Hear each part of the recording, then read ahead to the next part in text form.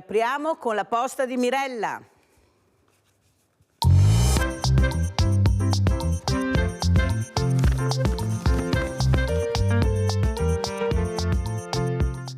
Doveroso e rispettoso anche per le persone che hanno scritto. Io sono molto rispettosa di queste persone che veramente riescono ancora a scrivere i biglietti come fanno pochi ormai per ringraziare. Alla gentilissima Mirella un grazie sincero per la sua preziosa missione che assicura un aiuto molto importante. Grazie di cuore, buon Natale, buone feste. Leggiamo un altro. Ah, che belli questi qua, questi sono dei ragazzi. Buon Natale Mirella, facciamo presto perché sennò... Sì, sto conversando con la mia graditissima ospite che poi presenterò, ma è doveroso anche fare la posta perché ti auguriamo buone feste, Merry Christmas, Capodanno, grazie infinite. Adesso però leggiamo anche quello che hanno scritto i ragazzi del Sansovino che sono andati ad Auschwitz. Abbiamo visto come la crudeltà dell'uomo non ha limite, come lo strazio che si può vedere ora sia successo nella realtà e che nessuno sia riuscito a sconfiggere tutt'oggi questa cosa. E i ragazzi cosa scrivono? Quando arrivi ad Auschwitz la cosa più strana è sentire ancora tutte le grida nonostante il silenzio. Ecco, questi sono i bigliettini dei bravi ragazzi, quelli che abbiamo, quelli che non hanno la visibilità come quelli che ne combinano di tutti i colori, non so perché continuano a chiamarli baby gang, sono dei ragazzi che hanno perso il lume della ragione causa la droga, che nessuno ferma, che nessuno riesce a vedere cosa sta succedendo con queste tonnellate di droghe che arrivano, addirittura si possono prendere anche su internet e questa droga si sta bevendo il cervello dei nostri bravi ragazzi, perché erano dei bravi ragazzi. Io ho parlato la scorsa settimana con un amico di loro e gli ho detto cosa è successo a questo ragazzo che tu conoscevi. La droga, Mirella, non era così, era un buonissimo ragazzo. Purtroppo la droga gli ha bevuto il cervello. Ecco, io direi che sarebbe ora di fermarli, che qualcuno intervenisse, perché se perdiamo anche quei pochi ragazzi che abbiamo, io non so che fine faremo. Detto questo, presento subito i graditissimi ospiti. Abbiamo in presenza Erika Boschiero, cantautrice meravigliosa, scrittrice, poetessa di tutto e di più, perché è così Erika Boschiero. E saluto anche il dottor Giampiero Avruscio, primario, soprattutto è il presidente di tutti i primari del Veneto e non solo. Di Padova. Ecco, grazie professor Avruscio. Allora inizierei proprio da lei, professor Avruscio. Cosa sta succedendo a questi ragazzi? Cosa sta succedendo negli ospedali? Anche voi non siete più in sicurezza? Ecco, ci sono queste aggressioni che fanno molto riflettere. Ecco, dal suo punto di vista, dal suo osservatorio importante, cosa vede, professor Avruscio? Ma io vedo onestamente che c'è uno sconvolgimento di quello che è la scala un po' dei modelli, dei valori che vengono presentati a questi ragazzi. Una volta, vede, andare a scuola era un fatto importante, perché si apprendevano delle cose per migliorare anche la propria vita, serviva anche come ascensore sociale. Adesso purtroppo i modelli che si presentano a un ragazzo sono modelli pseudo facili, no?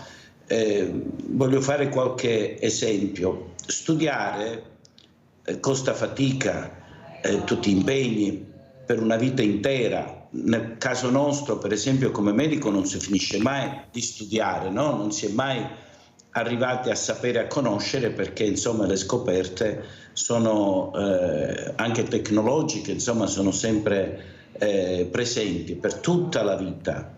E quindi anche dopo aver avuto una laurea, una specializzazione, con tutto quello che costa. Però d'altro canto invece ci sono dei modelli che non guardano alla fatica ma molto più semplice. Per esempio, se lei facesse un concorso per entrare nella casa del Grande Fratello, lei troverebbe una fila di giovani che insomma fino a Venezia. Ma questo non va bene, perché? Perché poi sconvolgendo anche un po' quelli che sono i valori, i modelli della società, perché giustamente un giovane quando vede che sei rinomato, che sei, non so, tutti quanti ti guardano, esci sulle prime pagine del giornale perché magari sai giocare bene al pallone, è un gioco che diventa una professione, rispetto al fatto invece che sei in sala operatoria e salvi una vita a una persona, però rischi anche la tua vita. E se tu vedi la società come considera un calciatore rispetto a uno che ti salva la vita, e vedi anche i compensi, vedi la valorizzazione, perché se un calciatore entra in un ristorante, molto probabilmente quel calciatore neanche paga il ristorante, anzi lo pagano per frequentare quel ristorante. Non è la stessa cosa per altre professioni che sono più sostanziali, perché salvare la vita credo che sia la cosa più grande che possa esserci. Però noi in questo modo costringiamo i nostri giovani ad andare magari all'estero, dove sono magari più valorizzati, sicuramente non come un calciatore, però sono più valorizzati. Allora secondo me nel momento in cui si stravolgono un po' questa scala di valori, e allora è chiaro che di conseguenza poi dopo insomma ne soffriamo tutti quanti noi. Vede, quello che lei accennava anche al discorso della violenza, noi durante il Covid siamo passati per essere gli angeli, ma noi facevamo il nostro lavoro come abbiamo sempre fatto prima e anche dopo il Covid, non cambia nulla, ma non siamo noi che organizziamo la sanità, non sono i medici, gli infermieri, gli OSS che organizzano la sanità. Noi siamo gli operatori della sanità.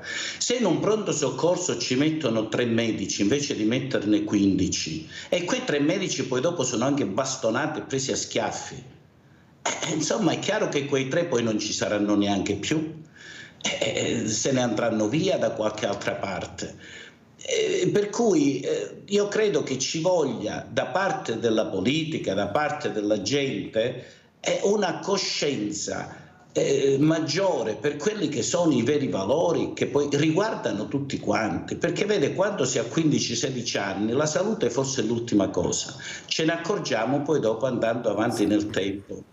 Però il problema fondamentale qual è? Che noi in Italia siamo una popolazione che sta invecchiando sempre di più e si prevede che nel 2050 ci saranno oltre 5 milioni in meno di abitanti e in più sarà una popolazione sempre più anziana, e questo vuol dire, con questo sistema sanitario che abbiamo, una popolazione sempre più sola. Se noi non modifichiamo o non contribuiamo a modificare, ma soprattutto con la cultura, perché la cultura, la vera forma rivoluzionaria, è quella di conoscere il nostro passato e quindi di avere più coscienza del nostro presente per guardare verso il futuro. Se non modifichiamo questa, come dire, struttura modellistica, insomma non ce ne sarà per nessuno, perché insomma avremo sempre un'assistenza che non è idonea per tutti quanti noi, insomma. Molto chiaro, e la ringrazio, professor Avruscio. Direi a questo punto, visto anche le parole che ha detto il professor Avruscio, di far vedere le immagini di quella nonnina che è arrivata alle 9 del mattino. Io stavo entrando in trasmissione, lo sapete, l'ho fatta vedere diverse volte, ma non mi fermerò, la rifarò vedere, per chiedere non un aiuto economico, ma un ascolto. Ecco, queste sono le mani della nonnina che era seduta su quella poltrona. Quando mi ha visto, mi ha abbracciato e mi ha detto: aiutami Mirella. Io l'ho sentita anche ieri ed è una nonna che chiede ascolto, l'ascolto che non ha da parte della famiglia, da parte dei figli, da parte delle istituzioni. Ha bussato a tutte le porte, a un certo punto ha preso la corriera, 90 anni, da sola, è venuta qui. Poi ho saputo, per fortuna quella mattina avevo anche un prete, perciò poi l'ha riportata a casa lui, fortunatamente, ma a un certo punto lui l'ha lasciata perché aveva la bicicletta. è tornata a casa, nella sua casa in bicicletta, non c'è stato verso, però giustamente lui ha rispettato il suo volere, però questo fa pensare molto. Allora, Erika Boschiero, ecco, a questa nonna che poi dedicheremo una canzone di Erika, perché ci sta guardando, perché ci guarda tutte le mattine.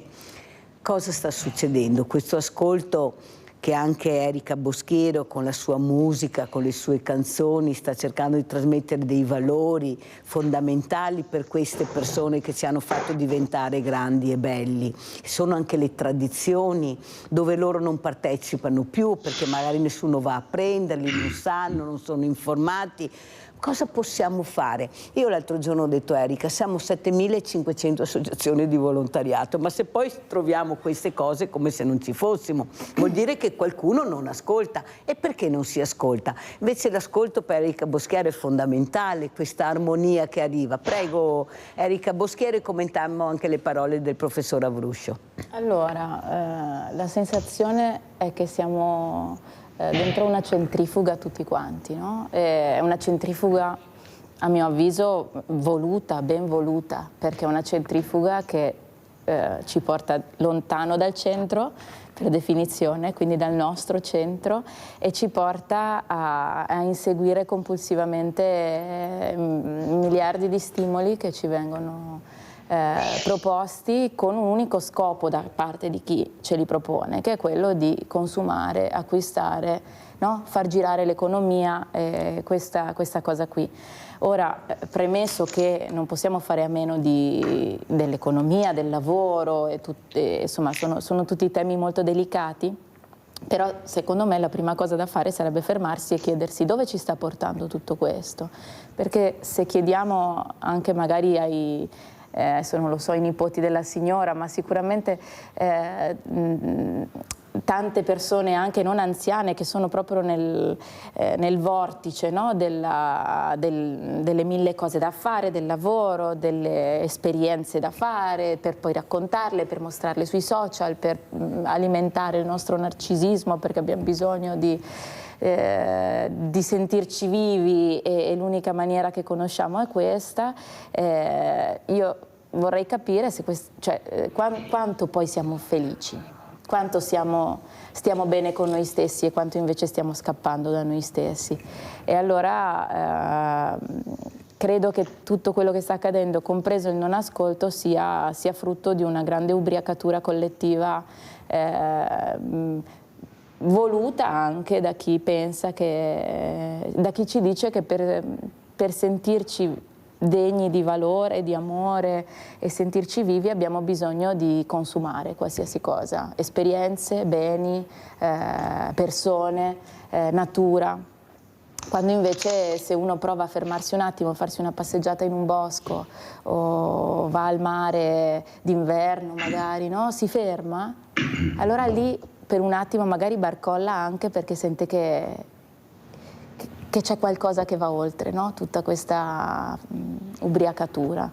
E secondo me si parte da lì e dovremmo partire tutti da lì. C'è chi ci arriva dopo aver sbattuto la testa in esperienze drammatiche nella vita, magari anche collettivamente funziona così, che come umanità dobbiamo sbattere la testa per rendercene conto, ma mi auguro anche e so che tante persone ci arrivano anche semplicemente perché si fermano e dicono ma aspetta un attimo, ma io davvero voglio passare la vita così o posso fare qualcos'altro, compreso ascoltare la signora che magari ha tante cose da raccontare e scopriamo anche che ci fa bene ascoltarle. E soprattutto quello che ho capito è che lei avrebbe piacere di un dialogo, lei vorrebbe dialogare, vorrebbe ascoltare ma anche dialogare e capire il momento che si sta vivendo.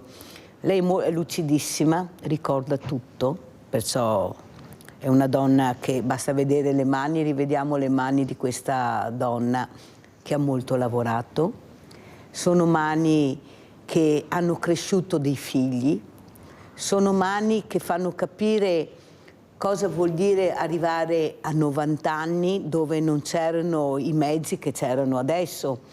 Ecco, pensare solo a fare il bucato, ecco, pensiamo una banalità, per non era una banalità, e soprattutto cercare di dare queste questi valori ai figli. Ecco, questo è quello che io noto. Lei è molto curiosa, lei vorrebbe, io ho capito, questo dialogo con l'umanità, a mio avviso, perché lei è curiosa, lei vuole sapere, vuole capire.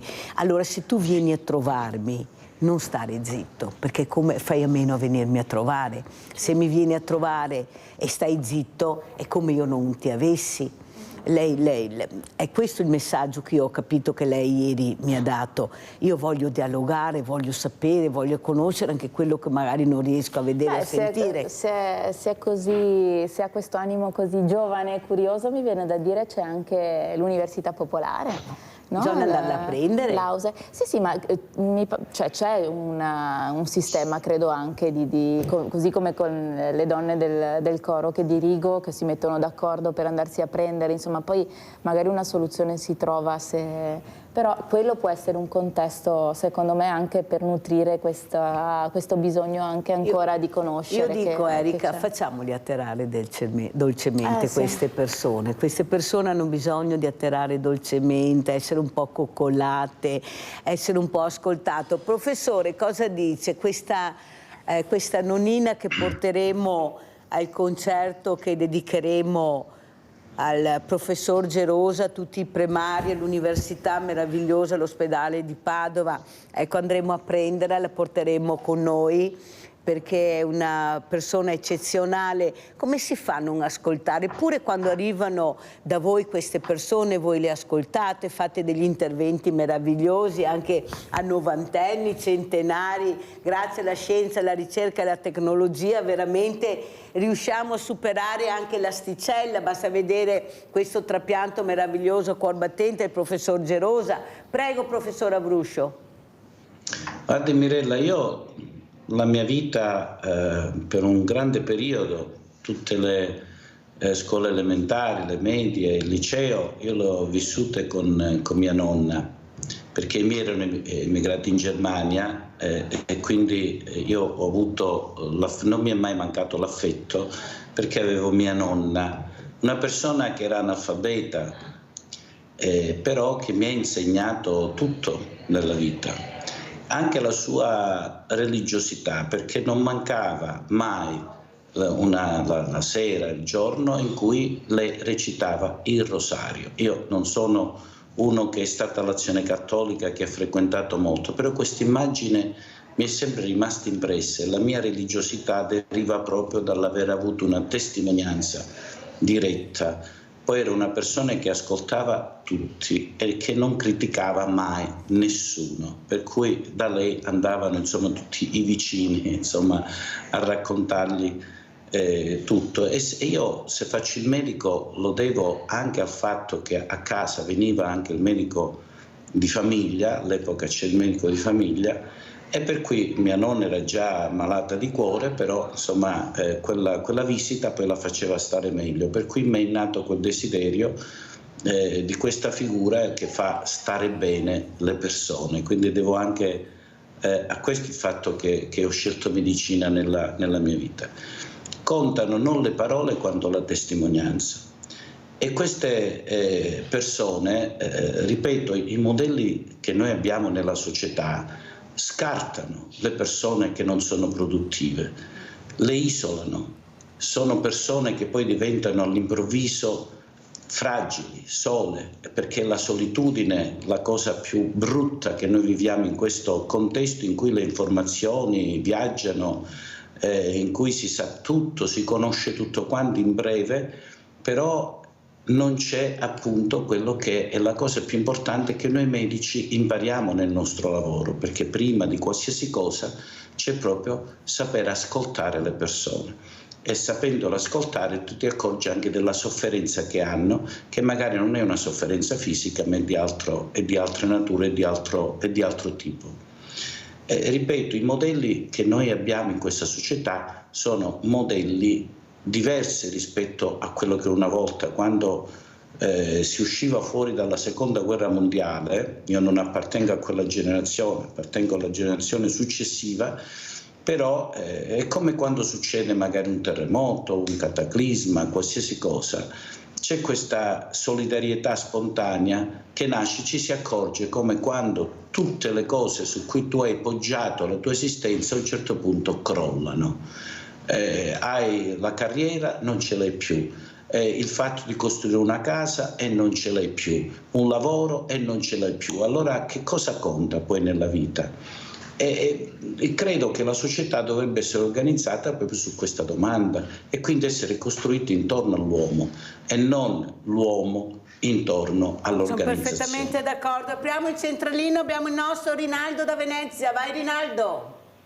Ciao Mirella e bentornata intanto. Grazie. Dopo voglio salutare la signora e dire signora, grazie di te perché può essere mia sorella.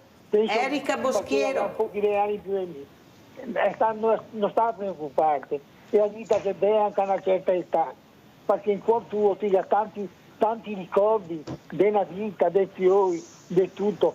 Pensa alle robe belle che ti ha fatto, a quello che ti può ancora fare, perché la vita è bella anche alla nostra età, perché noi altri siamo non un libro, siamo un'enciclopedia per insegnargli i fiori, anche a me ho tanti fiori, nipoti, parenti, però mi ricordo delle robe della vita. Per esempio a me, a 35 anni, mi è morto mio papà sui bassi e lo ritengo un regalo, perché ancora adesso me lo ricordo, mi ricordo benissimo, anche se è stata una brutta roba, però mi sento fortunato, perché ho il piacere di accompagnarlo fino in ultima. E questo, se siamo buoni e abbiamo bravi fiori, che si stati bravi, perché dopo ognuno ha le sue famiglie e i suoi problemi. Però ai genitori è tutto nella vita, specialmente la mamma e il papà, non da giovane, però da adesso ti senti ancora più vicino. E ora vi ricordate, e la vita è bella, anche quando che si resti e si è soli. Bisogna continuare ad andare avanti e gommete queste piccole robe che ne resta, perché ormai è la nostra 90 anni, io l'avevo mai, adesso che abbiamo quello che ne resta. Ti auguro tanta salute e senz'altro. Grazie caro Rinaldo. Grazie caro Rinaldo, e le parole erano per la nostra meravigliosa persona, creatura che abbiamo visto seduta, non per Erika Boschiero, ma io chiederei a Erika Boschiero di scegliere un brano che Erika Boschiero ha portato da dedicare a questa donna che nonostante tutto ha detto io devo esserci, che ha preso bicicletta e corriera ed è arrivata a Media Nord-Est. Quale brano dedichiamo, Erika? Ma Per sempre proteggo, che è una canzone di cura, e quindi con l'augurio che si senta in qualche modo protetta anche da me, da te, dalle persone che verranno e quelle che ci sono, che speriamo tornino ad ascoltarla. Allora vediamo la regia se riesce a mandare in onda, ripeta il titolo. Per Erika. sempre proteggo. Per sempre proteggo, e la dedichiamo a questa meravigliosa creatura che ci sta ascoltando. Noi ci siamo, perciò non è sola, non c'è, dice che non ce l'ha. Ah, ok. Vediamo, allora, questi sono i brani, vediamo, non so, se vede che questo non è stato inserito. Può essere, allora facciamo... Ma anche respira, va bene. Respira, ecco, nonnina, respira che noi ci siamo e ti verremo a trovare e a prendere. Hai sentito cosa ha detto Erika? Hai fatto bene quella mattina ad arrivare. Ecco, io ci sono, questa voglia di esserci. Complimenti veramente. Andiamo a sentire questa canzone dedicata a questa meravigliosa figura che abbiamo visto con queste mani che hanno tanto lavorato.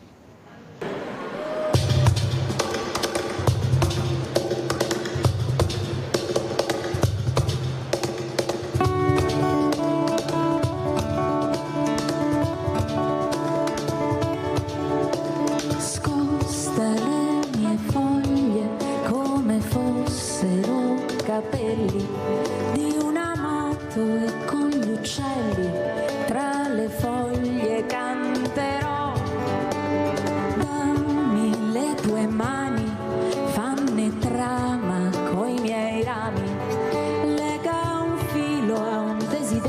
vero e adesso non pensarci più.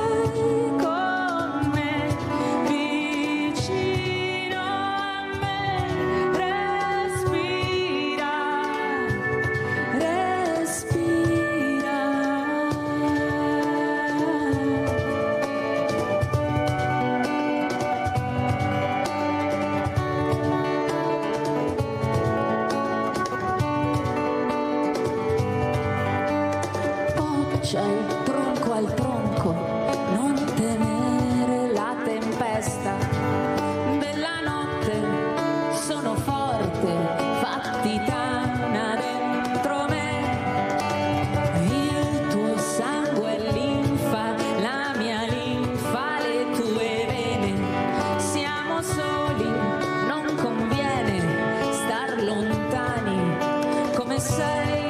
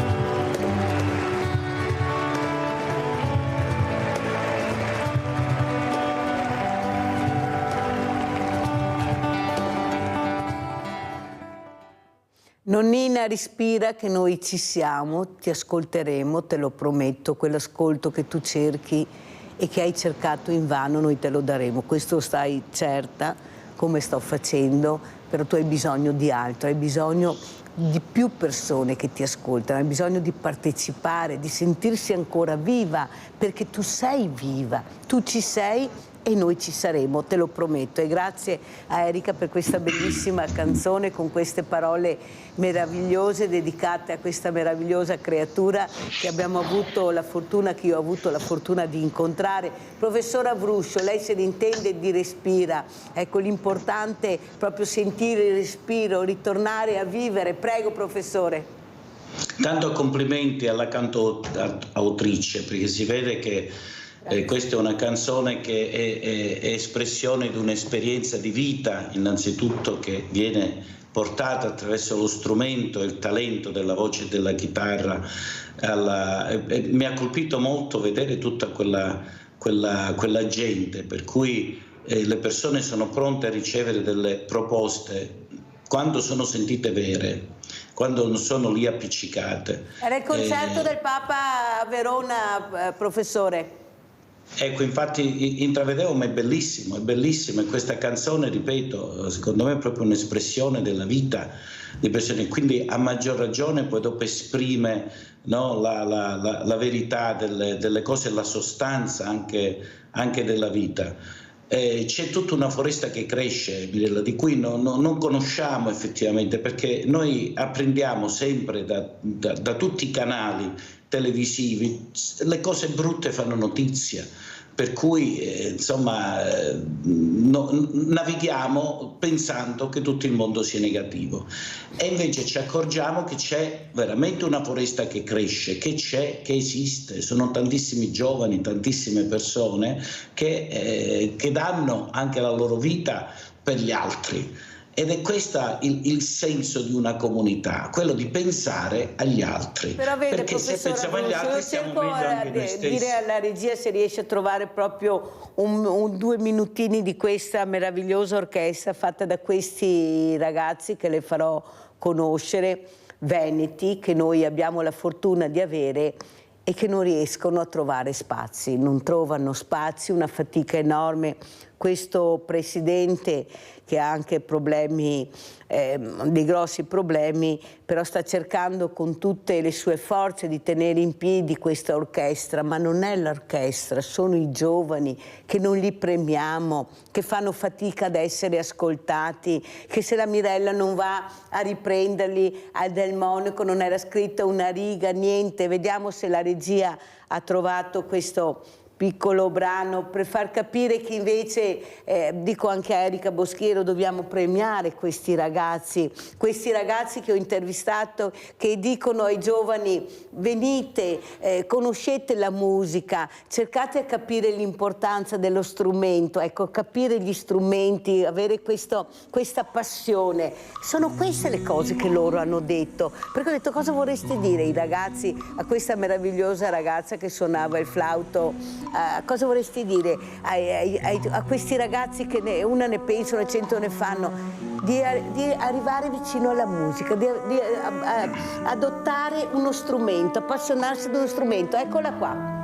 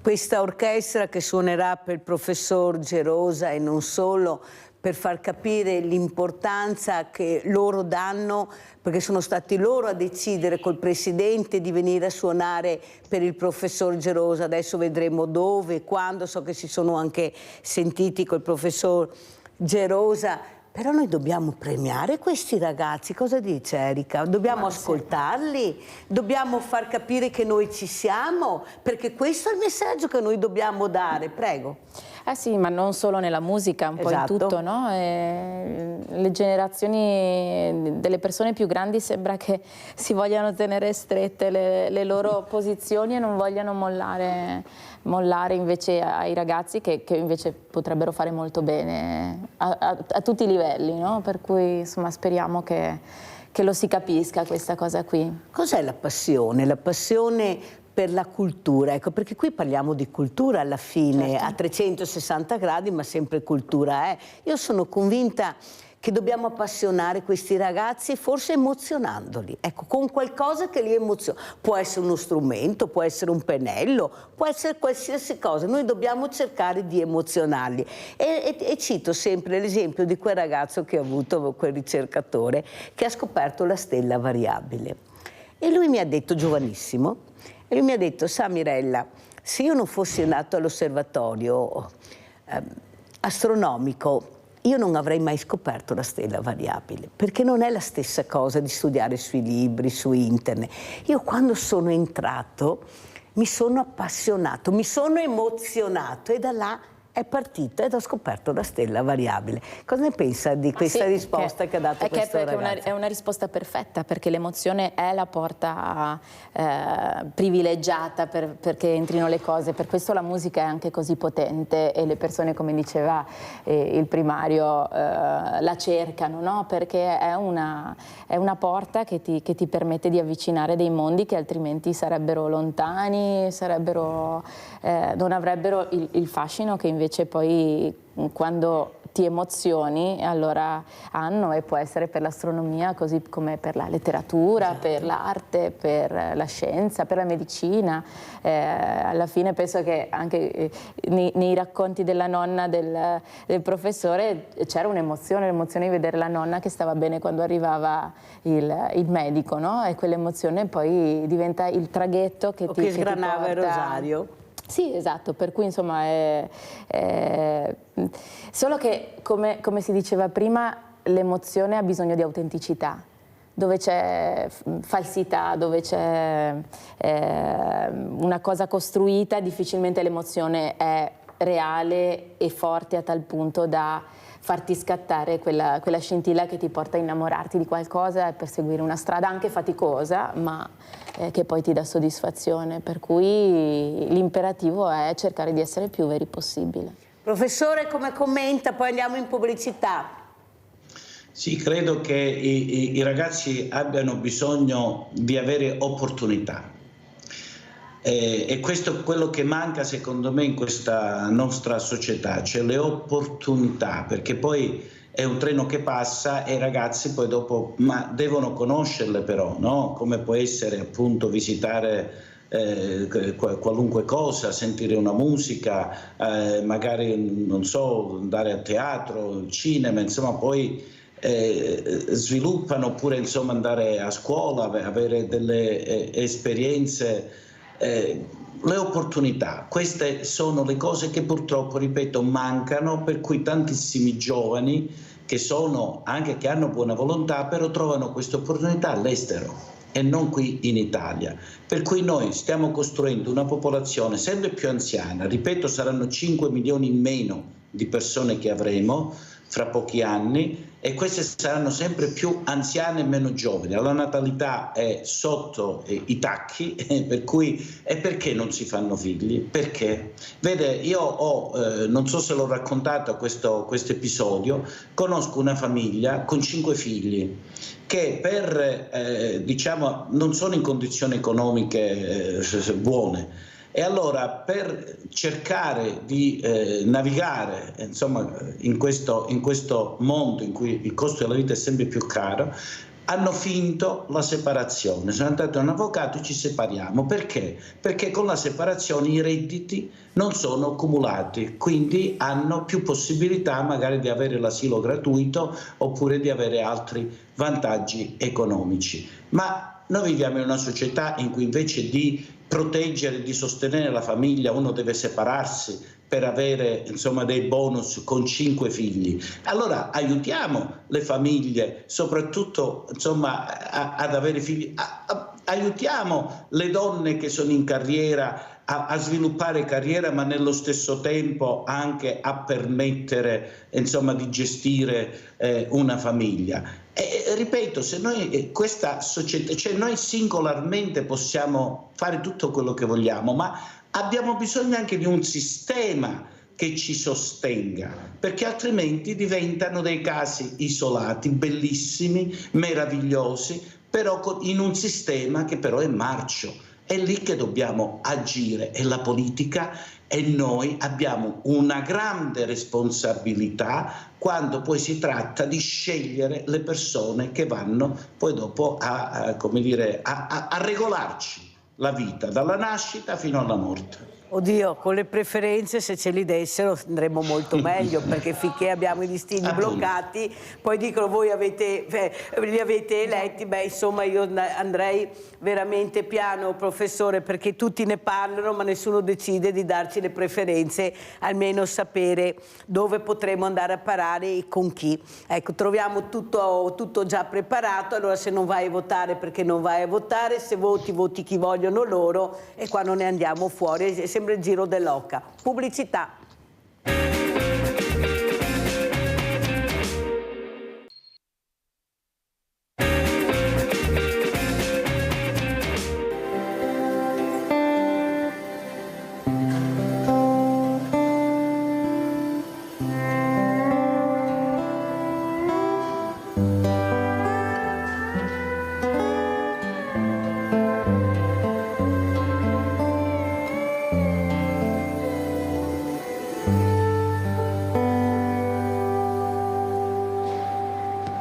Cambia lo superficial, cambia también lo profundo, cambia el modo de pensar, cambia todo en este mundo, cambia el clima con los años, cambia el pastor su rebaño, y así como todo cambia, que yo cambie no es extraño.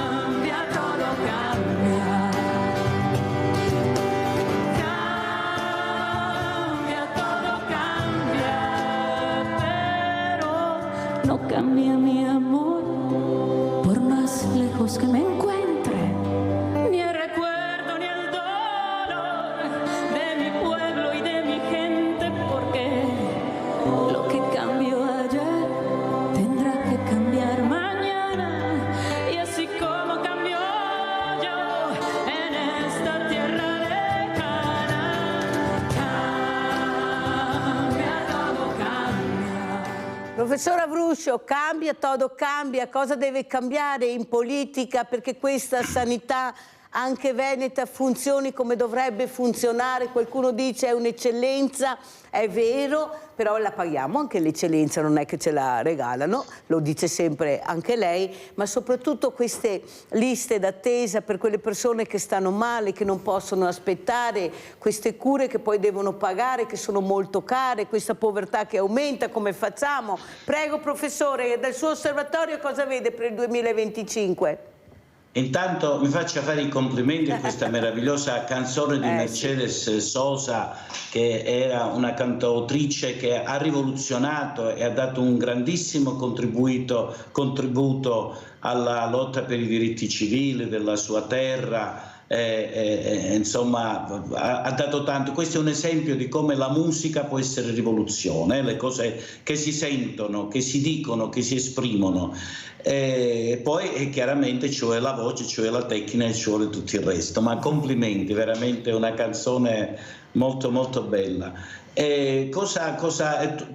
Tutto dipende anche da noi. Quando io faccio questi discorsi, io comincio sempre da che cosa posso fare io nella mia vita, quando si parla di ascolto, quando si parla, perché è chiaro che vede, a volte le rivoluzioni succedono per 1, 2, 3, 4, non è che poi dopo si aggiungono moltissimi altri, però insomma dipende anche moltissimo da noi. Vede, noi viviamo in questo sistema, come dicevo, con persone che invecchiano sempre di più, persone sempre più fragili, sempre più sole. Lei pensi, noi abbiamo una delle migliori sanità in Veneto, insomma, dell'Italia.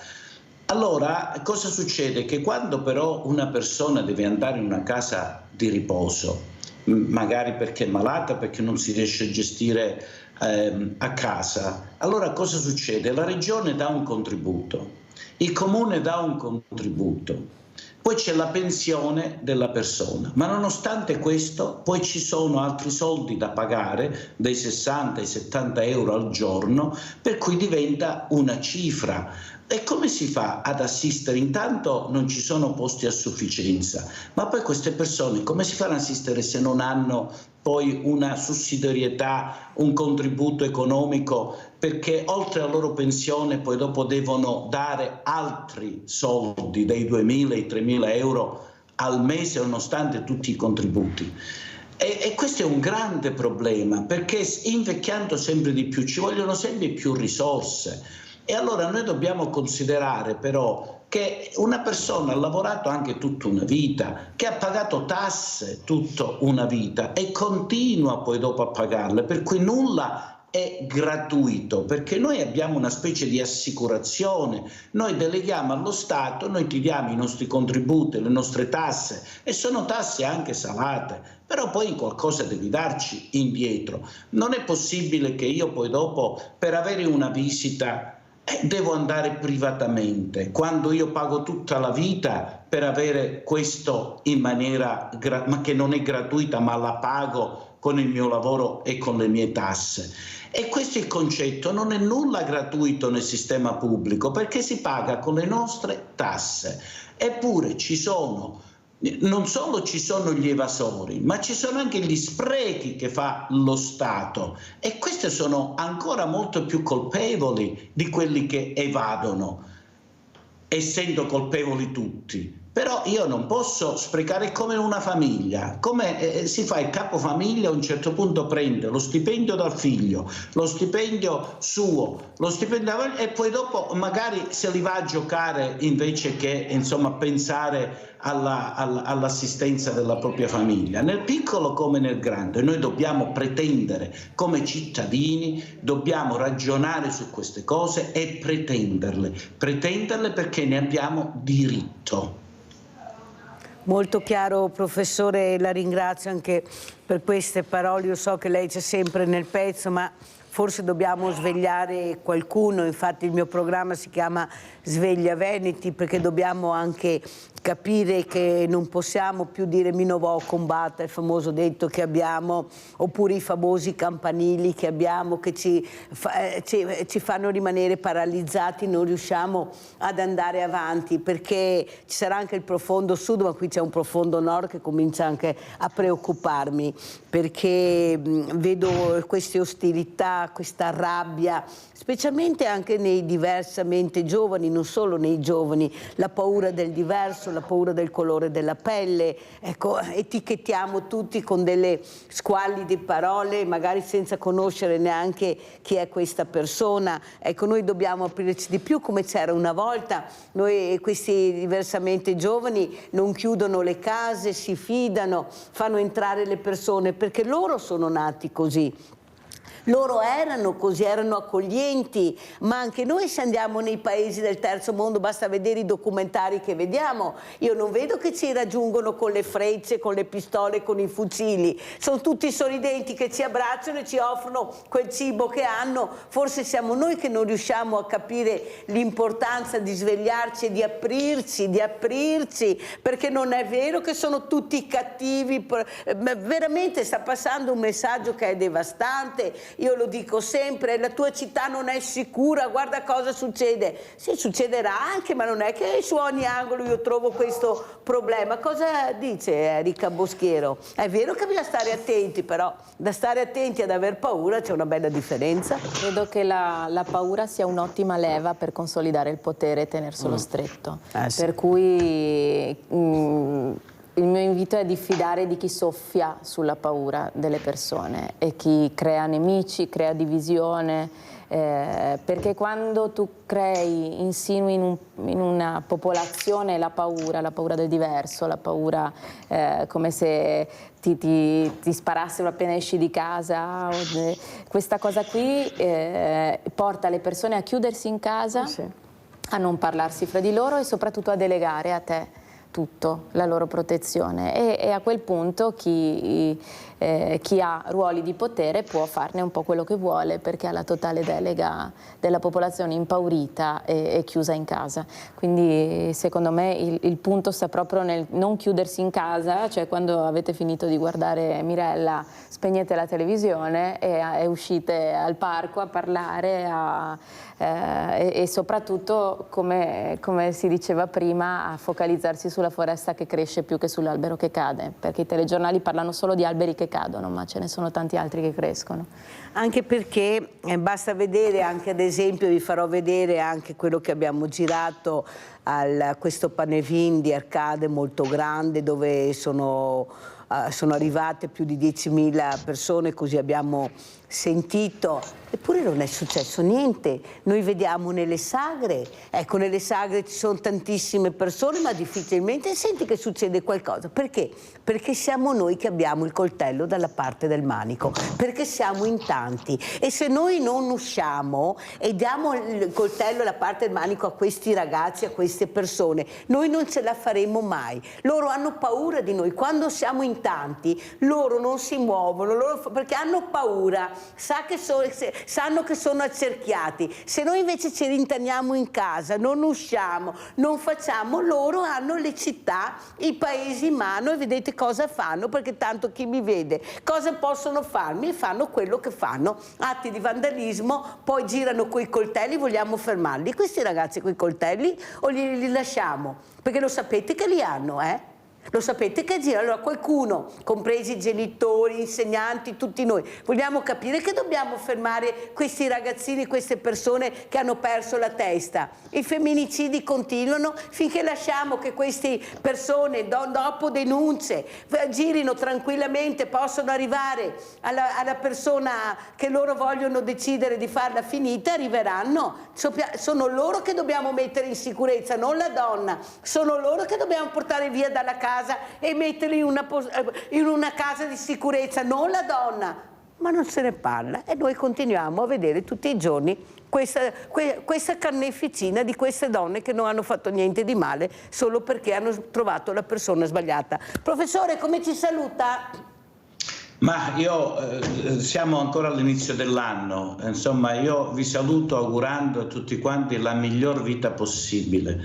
E soprattutto che ci sia serenità e che ci sia pace e salute, che è la prima cosa. Io lo auguro veramente a tutti quanti di tutto cuore, e anche che ognuno di noi possa fare bene la propria parte e guardare anche un po' oltre se stessi. Questo è il mio augurio per tutti. Grazie, grazie veramente al professor Giampiero Avruscio che è stato con noi, presidente veramente dei primari di Padova, per far capire l'importanza anche di trasmettere i valori anche nella sanità. Anche là dobbiamo trasmettere ai nostri giovani, dobbiamo portarli all'interno di questa meraviglia che abbiamo, che tutti ci invidiano, che è l'ospedale e l'Università di Padova. Ecco, anche questo forse faremo, li emozioneremo. Grazie professor Avruscio. Erika Boschiero, come ci saluta?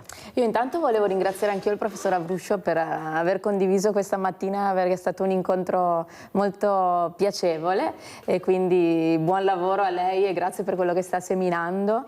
E io auguro, oltre alla salute e a ciascuno di noi di fare la propria parte, anche di ogni tanto provare a fermarsi qualche istante e apprezzare quello che si ha, perché tante volte lo diamo veramente per scontato, però anche solo poter stare sulle proprie gambe, poter vivere un luogo e incontrare delle persone è già una cosa speciale, considerando che una volta non esistevamo e a un certo punto ce ne andremo verso luoghi lontanissimi che non sappiamo, quindi ringraziamo per essere qui e insomma apprezziamo quello che abbiamo, che è bello. Grazie, grazie anche a Erika Boschiero, cantautrice, è stata con noi con queste meravigliose canzoni, musica, parole che fanno veramente riflettere, perché là troviamo i valori e anche le nostre tradizioni. Grazie, grazie, grazie professor Avruscio. Pubblicità.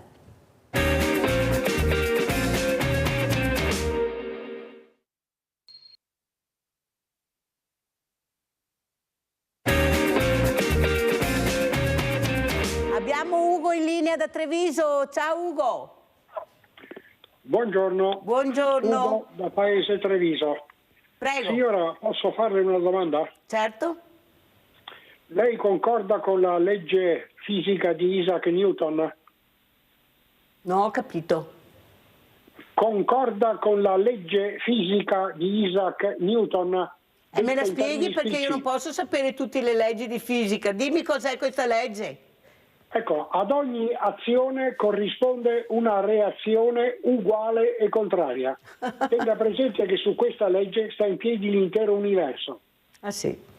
Il problema è che se noi abbiamo la reazione perché qualcuno ci fa uscire la reazione, andiamo in cerca anche di guai, perché dobbiamo stare fermi, dobbiamo porgere l'altra guancia e aspettare che qualcuno ci venga a difendere, Ugo. Il problema purtroppo è molto complesso e io vedo anche queste, basta vedere i furti che abbiamo nelle case, ecco, entrano in casa tua, ecco, ti menano, ti picchiano, ti portano via tutto. E poi alla fine non si riesce a capire se la legge arriva o non arriva. Grazie Ugo, grazie per aver parlato di questa importante che ognuno di noi dovrebbe reagire, questo prevede, ma purtroppo non è così. Sentiamo cosa ne pensa il nostro ospite Gianluca Fraioli, coordinatore Will Veneto. Grazie Fraioli, ecco, di questa reazione che dovremmo avere, ma bisogna che stiamo anche attenti, perché avete visto l'ultimo, il poliziotto, ecco, che ha ucciso questa persona, ecco, adesso è indagato, ma se no cosa sarebbe successo? Ecco, il punto di domanda. Eppure non ci sembra che ci sia la certezza della pena, questi processi che durano una vita sul lavoro, queste morti sul lavoro. Ecco, noi avremo un processo molto importante il 13 di questa mamma Monica Michelin e la famiglia, Giuseppe Battistini, che hanno perso il loro adorato Mattia, e che appunto lunedì 13 ci sarà questo importante processo. Io non so come stanno vivendo queste ore questi genitori, questa famiglia, però capite bene che c'è qualcosa che dobbiamo rivedere. Fraioli. Sì, innanzitutto grazie Mirella per avermi invitato nuovamente. Ho ascoltato, prima stavo ascoltando il dibattito, no? Che c'era, e anche quell'ultimo tema che hai posto sul tavolo sulla sicurezza sul lavoro, sul quale noi come Will e come Will Veneto abbiamo un livello di attenzione, tant'è che siamo stati i primi a lanciare, che non è tanto uno slogan, ma quanto un programma da portare avanti, non nel breve termine, ma nel lungo, che parla di 0 morti sul lavoro, che questo è il nostro obiettivo. Poi come raggiungerlo? Il problema è che le leggi ci sono. Le abbiamo alzato da poco, con difficoltà, da poco abbiamo raggiunto anche a livello regionale un protocollo, no? per ragionare, o comunque per andare a incidere sul fenomeno dei morti sul lavoro. Però a noi quello che ci piace dire in questi giorni, lo stiamo ribadendo, e qua ci rivolgiamo alle lavoratrici e ai lavoratori che in questo momento ci stanno anche ascoltando, per chi è ancora in ferie, per chi, insomma, fate piano, andate piano, usate gli strumenti che vi vengono dati. Poi anche qua non bisogna fare tutta l'erba un fascio. Le aziende stanno cominciando a capire che la formazione all'interno, la formazione è importante. La formazione è rivolta ai lavoratori, alle lavoratrici, ma se noi facciamo la formazione e poi non c'è conseguenza, se non ci assumiamo tutti quanti, il sindacato lo sta facendo muovendosi tramite le sue strutture, ma anche le persone che rappresentiamo e anche che non rappresentiamo ci devono dare una mano. La formazione serve se viene messa in atto. I caschi per l'edilizia, i guanti, le scarpe, sono tutti protezioni, sono proprio protezioni individuali, dispositivi di protezione individuali. Vanno utilizzati. La storia che bisogna fare in fretta e quindi non mi posso mettere un casco, non mi devo... è pericolosa, è un danno per la persona, è un danno per il lavoro ed è un danno per la comunità. Su questo noi siamo particolarmente attenti. Poi sul telespettatore che ha parlato, è vero, un'azione leale e quale è contraria, sì, ma quella è una legge della fisica, noi stiamo parlando di persone, ci vuole anche un senso di responsabilità forte, un senso di responsabilità sociale che possa anche andare a rideterminare questi concetti matematici. Per fortuna l'uomo ancora, a prescindere dai ragionamenti che si stia facendo in questo momento sull'intelligenza artificiale, la donna e l'uomo ancora non sono elementi matematici e noi come Will e come Will Veneto ci appelliamo alle donne e agli uomini affinché usino il loro essere persona anche e specialmente sul lavoro. Ecco, sul lavoro, come giudica queste azioni del governo, anche l'ultima finanziaria? Cosa ne pensa Fraioli? Sull'ultima finanziaria noi insieme con la CGIL abbiamo programmato uno sciopero chiedendo che comunque fosse modificata e purtroppo oggi stiamo vedendo i risultati di quello che dicevamo a suo tempo.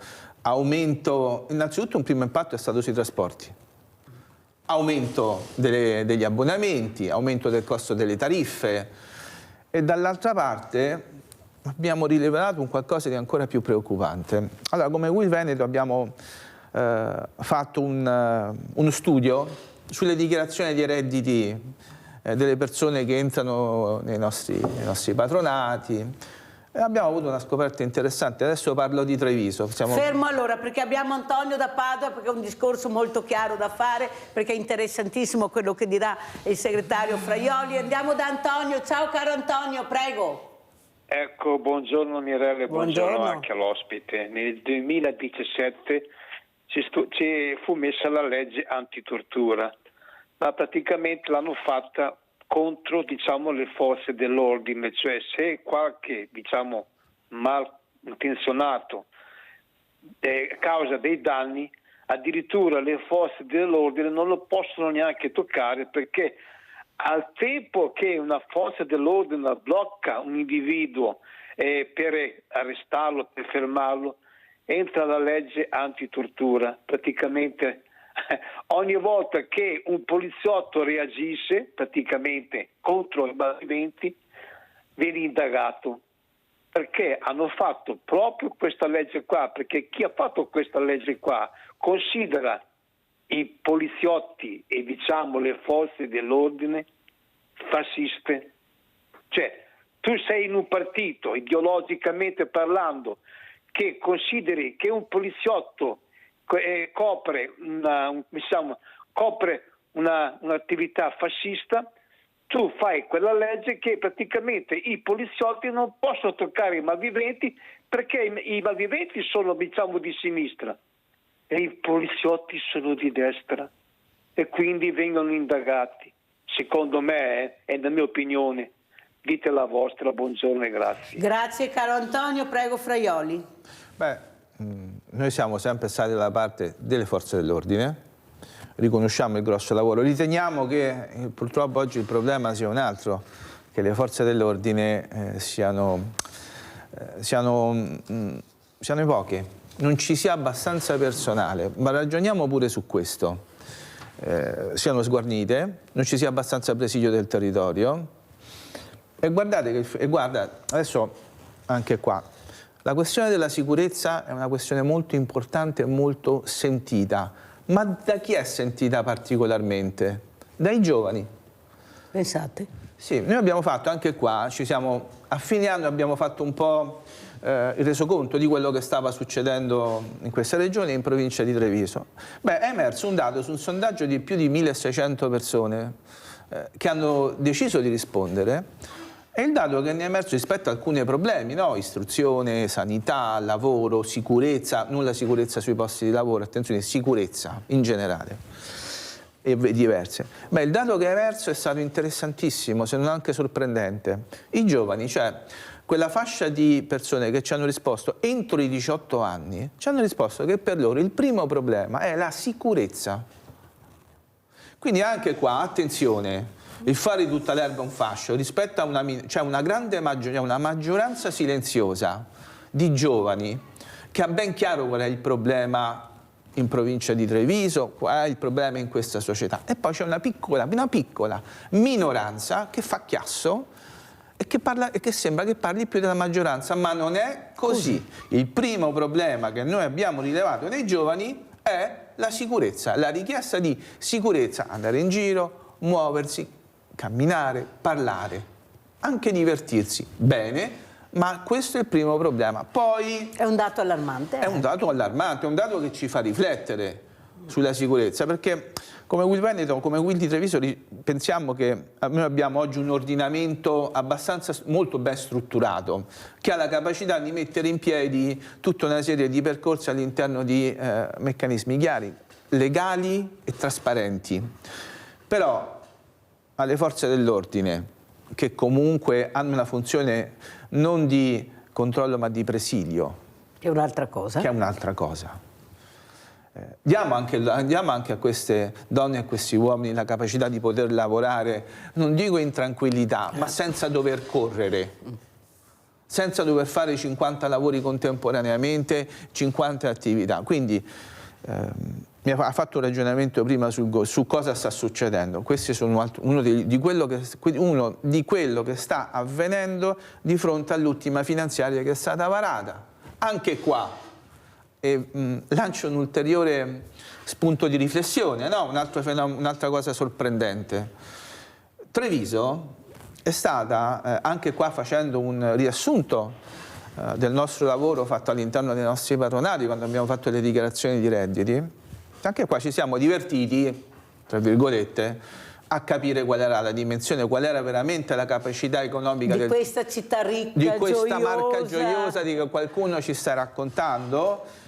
Beh, allora è emerso che Treviso, la provincia di Treviso, ha avuto tra il 2022 e il 2023, perché parliamo delle dichiarazioni del 2023, un aumento dei redditi del 3,80%, la più bassa di tutto il Veneto, a fronte di un aumento dell'inflazione del 5,7% e di un aumento delle imposte del 9,6%. Quindi se facciamo i conti della serva abbiamo perso in media un 10% di potere d'acquisto. Che è tanto. Che è tanto. Però perché è aumentato questo? Perché c'è stata una pressione fiscale del 9,6%? Non perché sono aumentate le addizionali regionali, semplicemente perché il governo, lo Stato, ha diminuito, e noi lo avevamo detto questo, i versamenti comunque fatti alle regioni e ai comuni e alle province, e i comuni e le province da qualche parte i soldi li avranno dovuti prendere, e dove li prendono? Con l'aumento delle imposte comunali, con le addizionali comunali. Questo è il problema vero ed è un problema che si manifesterà per tutto il 2025. A questo ci uniamo la crisi che si sta verificando nel settore specialmente dell'industria della metalmeccanica e del manifatturiero, con una serie di... Adesso mi dilungo, scusami Mirella, perché tranquillissimo. Le cose si devono sapere, esatto. Poi ognuno faccia le sue considerazioni. Con un aumento delle crisi aziendali, un aumento delle casse integrazioni, e questo vuol dire comunque maggiore povertà in provincia di Treviso. Però quello che traspare sono questi messaggi che l'occupazione è aumentata, l'export va a gonfie vele. Sembra che qualcuno si dimentichi invece che le famiglie italiane non ce la fanno più a vivere anche con 2 stipendi.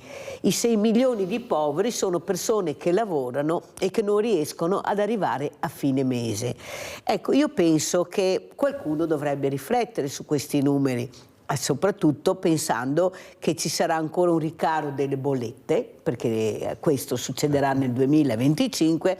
Allora io mi domando se con questi stipendi e queste pensioni che hanno la maggior parte del popolo italiano si riuscirà a venirne fuori, perché mi sembra che al momento questo non sia una cosa che tocca specialmente il governo, perché l'aumento che abbiamo avuto, che è stato criticato dalle persone che veramente dicono ma ci state prendendo in giro, sono i lavoratori pensionati, penso che qualcosa non torni. Com'è la situazione dopo lo sciopero che abbiamo visto che avete fatto? Prego. Lo sciopero che ha avuto comunque una grande adesione, e questo lo dobbiamo dire anche qua, a prescindere dai numeri che sono stati detti e controdetti. Sì, perché i numeri poi sono sempre... Ballerini, ognuno la vede come vuole.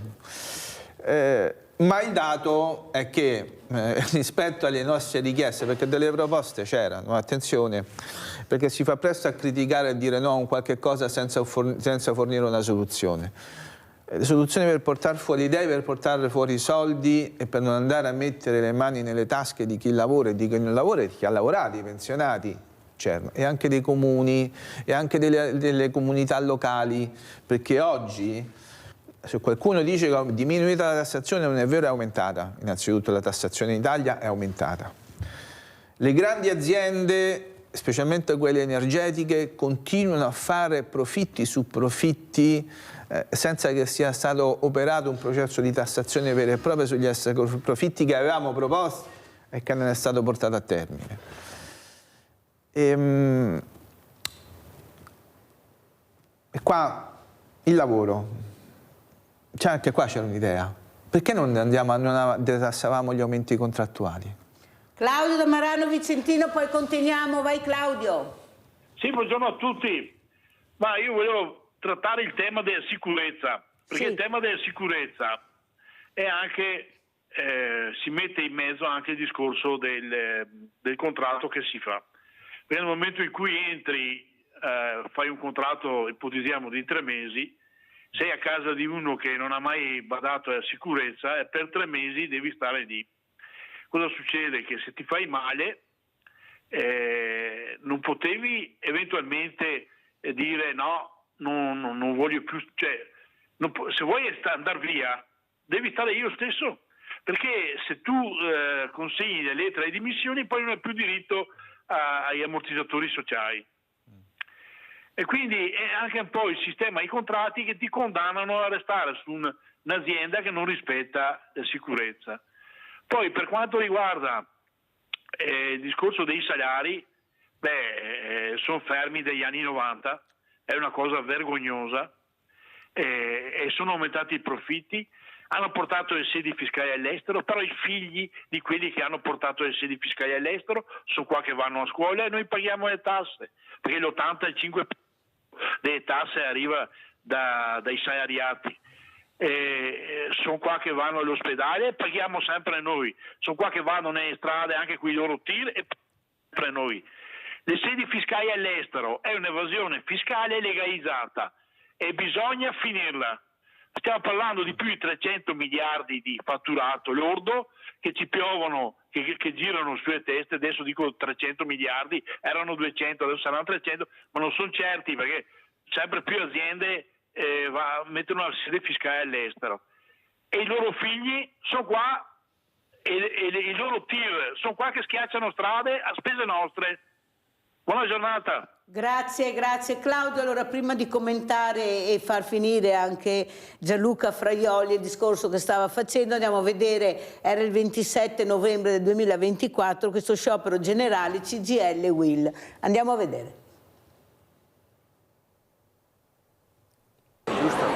Su 900 330.000 abitanti nella provincia di Padova, 55.000 sono poveri assoluti, ovvero hanno un'entrata annua sotto i 12.000 euro lordi, 4 su 5 sono donne e sono le fasce più deboli le vittime di questa manovra finanziaria del governo. Partono da questi numeri le istanze che i sindacati CGIL e UIL porteranno in piazza venerdì per la giornata di sciopero generale. Una manovra che a detta dei sindacati infliggerà 7 anni di austerità con tagli per 13 miliardi e che minerà il comparto industriale che anche nel Padovano mostra segnali di crisi. La cassa integrazione complessivamente è aumentata del 35%, quella ordinaria del 65%. Abbiamo aziende come quelle che lavorano nell'ambito del settore delle macchine agricole che non avevano cassa integrazione dal 2009 e adesso c'è.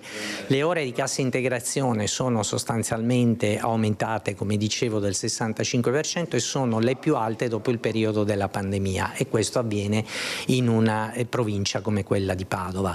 E quindi questo dato evidentemente è un dato preoccupante, si aggiunge ad una situazione salariale già critica, perché ricordiamo che la cassa integrazione riduce anche la retribuzione. Cresce anche il numero dei lavoratori inattivi nel Padovano, così come il dato della precarietà che presta il fianco al lavoro nero. A preoccupare i sindacati è anche il tema delle pensioni. Io trovo moralmente inaccettabile che si pensi di dare 3 euro d'aumento alle pensioni minime, che sono 10 centesimi al giorno di aumento. Io lo vedo come uno schiaffo morale. E questi hanno un'idea ben precisa di paese ed è questo che noi stiamo provando a dire, no? E diremo nelle nostre piazze, totalmente democratiche peraltro, perché chi è lì perde per quella giornata il salario. Noi diciamo che hanno un'idea precisa di paese, è diviso in due la fetta.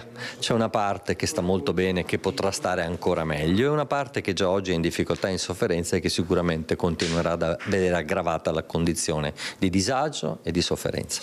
Le richieste dei sindacati sono 3: aumento dei salari e delle pensioni, maggiori finanziamenti a sanità, istruzione e servizi pubblici e maggiori investimenti nelle politiche industriali. L'adesione allo sciopero si preannuncia alta nel Padovano, con migliaia di persone attesa la manifestazione che partirà alle 10 venerdì da Piazza Garibaldi, passerà per le piazze del centro e tornerà al punto di partenza per gli interventi dal palco.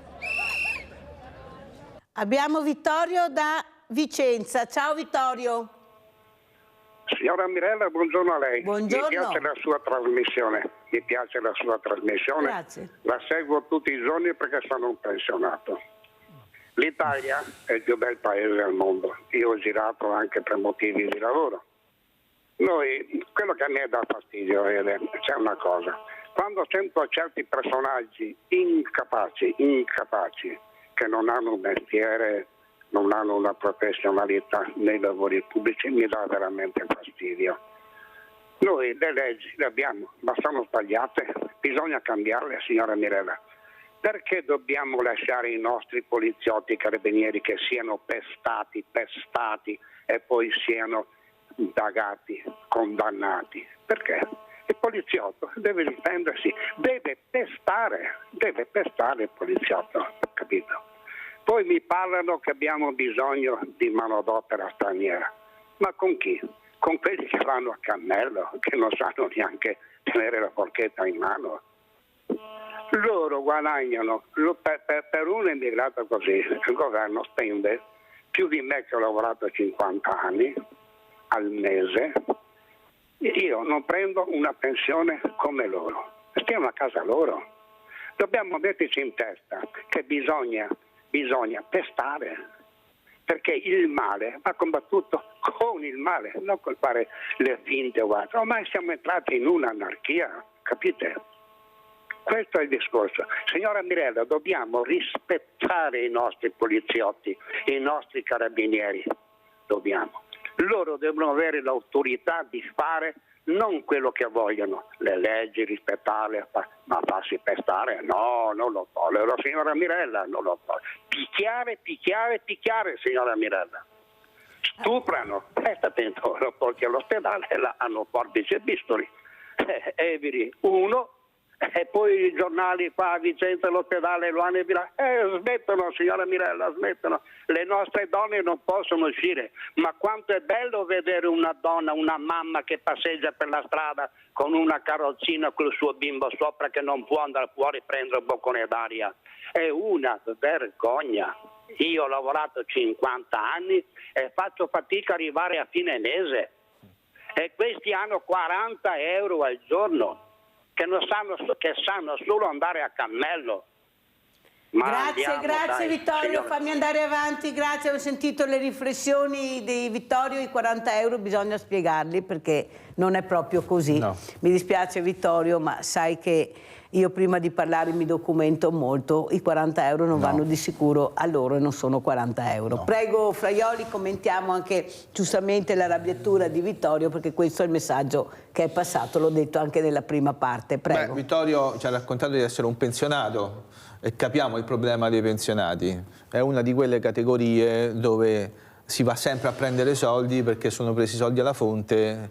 Sono sicuri che li prendi? Sono sicuri, non si scappa. Però è stato interessante pure quello che ha detto un altro telespettatore. Claudio. Dove ci ha parlato, ha messo il dito nella piaga su uno dei reali problemi di questo paese, l'evasione fiscale. Cioè noi oggi, i lavoratori dipendenti, i pensionati, stanno pagando quello che non viene pagato da altre persone che offriscono gli stessi servizi perché evadono. Allora la domanda è anche qua, ormai sono anni che ce lo diciamo, perché non andiamo veramente ad agire sulle evasioni fiscali andando a ridistribuire? Perché se tu prendi i soldi dove ci sono, e sappiamo dove ci sono, e tanti, va bene? E in più ha parlato della sicurezza su un contratto di 3 mesi, di 4 mesi. Ecco, è vero che c'è stato un aumento del lavoro, no? Dei posti di lavoro in questo paese, ma l'80% sono tutti contratti di lavoro a tempo determinato. A tempo determinato vuol dire che uno, avrò problemi nel corso della mia vita lavorativa, perché non avrò una continuità di versamenti contributivi. Quali pensioni? Non lo sappiamo. Seconda questione, anche il rapporto col datore di lavoro. È per quello che in questo momento, come Will, mi sento di lanciare un appello a tutti quelli che hanno parlato e anche quelli che non parlano ma stanno ascoltando la tua trasmissione. Guardate, e mi rivolgo a voi, venite a parlare con noi. Vi accorgerete che molte volte le soluzioni che il sindacato, la Will, può darvi sono diverse, utili, è capace anche a superare questa difficoltà che si può avere, perché qua mi sento anche di capire chi dice ma io ho appena iniziato il lavoro, sono 3 mesi, non so se vengo riconfermato. Fraioli, parliamo di contratti, chi ha firmato i contratti a 5 euro l'ora, a 7 euro l'ora, perché sono legali? Allora qua il sindacato. Benissimo, anche su questo, rinnovo dei contratti collettivi nazionali di lavoro. Alcuni li abbiamo rinnovati e abbiamo adeguato gli importi. Mi viene in mente l'istituto di vigilanza, no? Anche là abbiamo avuto un grosso incremento perché in effetti prima erano paghe bassissime. Se la contrattazione viene avviata, ma per contrattare ci vogliono entrambe le parti, non ci possiamo sedere solamente noi sul tavolo, bisogna anche che i rappresentanti dei datori di lavoro, laddove ci sono, si siedano con noi e si ragioni. Non possiamo essere solamente noi a obbligare, non esiste oggi in Italia un meccanismo secondo il quale il sindacato dice va bene, domani ci sediamo e voi facciamo e si fa il nuovo contratto, non funziona così. Dove possiamo avere associazioni di categorie datoriali più disponibili al ragionamento perché capiscono che veramente c'è un problema e altre che diciamo glissano. Quindi è questo il meccanismo. Per di più qualche organizzazioni sindacali, non sto parlando di CGIL, CISL, UIL logicamente, che hanno un problema di rappresentatività in questo paese, o meglio non esistono, qualcuno decide di fare accordi con questi soggetti che poi vengono comunque sconfessati, cioè si cerca di aggirare il problema. Però il contratto viene firmato. Ma non ha valore. Finché noi non ci imponiamo come organizzazione sindacale e ci muoviamo a che fine che questi contratti vengano sconfessati. Però rimaniamo in un vuoto normativo, è quello il vero problema. Alcuni grossi contratti, mi viene in mente, mi dicevo, il contratto della vigilanza che era vecchissimo, da poco rinnovato. Nel turismo e commercio anche là, poi là si divide in tanti elementi, no? Anche là sono stati rinnovati, sono stati adeguati gli importi. Condivido quando mi dicevi ma sono contratti bassi come valore minimo, è vero, però perché anche su questo il governo a suo tempo non ci ha ascoltato e abbiamo detto perché non detassiamo gli aumenti contrattuali? Ma questo governo oppure una cosa che si protrae? No, perché gli stipendi sono ormai fermi da una vita, cioè tutti i governi abbiamo cambiato, abbiamo più grandi governi, numero come governi di cambio, noi siamo al top, sì. Eppure non è cambiato niente per quanto riguarda i salari, questi contratti veramente che sono fermi e le pensioni, perché così si vive lavorando, ma questo lavoro non mi permette di più neppure arrivare alla fine del mese. Io al Banco Solidale ho famiglie che con 2 stipendi non ce la fanno. Non ce la fanno, perché quando pensi che hai un affitto di 500-600 euro, un mutuo, bollette, fai la spesa, la macchina per andare a lavorare, cioè io mi domando veramente, poi sentiamo i bonus dei politici, questi qua hanno anche la trasferta pagata,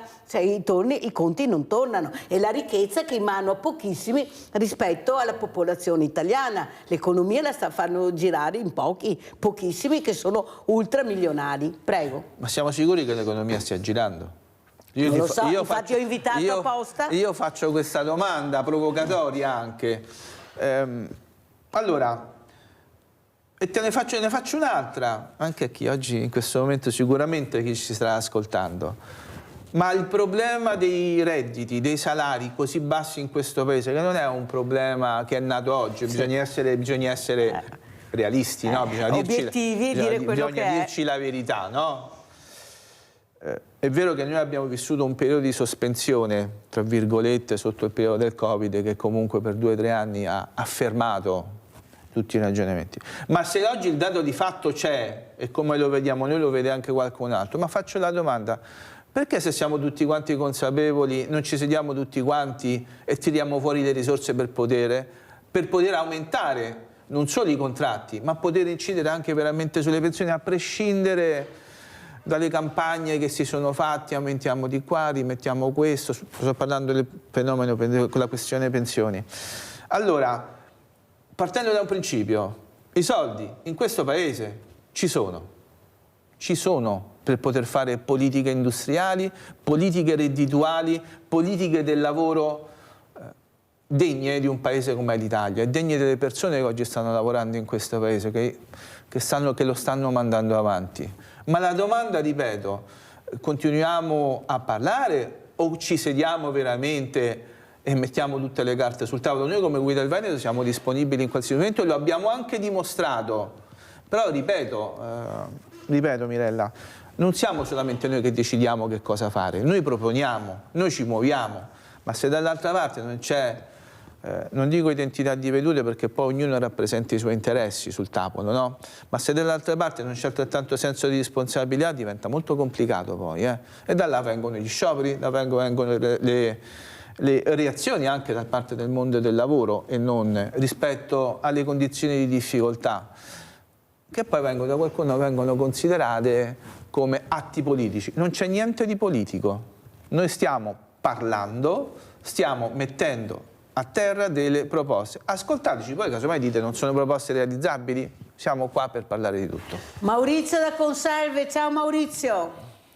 Ciao Mirella, buongiorno al tuo ospite, intanto auguri di buon anno a tutti. Grazie. Mirella, allora state toccando un tasto dolentissimo perché io ti dico già subito Mirella che non arrivo neanche a fine del mese perché naturalmente lavorando adesso mi hanno abbassato anche il costo degli orari di lavoro, adesso io non lo so, praticamente da 9 euro che prendevamo siamo andati a 8 euro, adesso non lo so la motivazione. Insomma, già prendevo poco al mese, prima non arrivavo neanche a 1000 euro, adesso non lo so a quanto arriverò, ok? Allora, detto questo, premetto che lavoro su una ditta di pulizie. Allora, il problema è, Mirella, che io praticamente pagando l'affitto 400 euro e tutto quanto, ok? Solo di affitto, più spese eccetera, non riesco neanche, cioè mi trovo su un bivio per fare delle scelte, o tenermi i soldi per fare da mangiare, o tenermi i soldi per naturalmente fare gasolio per il furgone della ditta, o naturalmente prendermi le medicine. Io a questo punto una persona veramente impazzisce perché non sa, cioè, già sei ristretto, ok? Più dopo te ne stai accorgendo che devi fare non una scelta, 3 scelte, o vivere, o curarti, o fare la benzina per correre, per andare a lavorare. Io non lo so, ditemi voi se una persona del ceto minimo, ok, riesce ad andare avanti in questa maniera.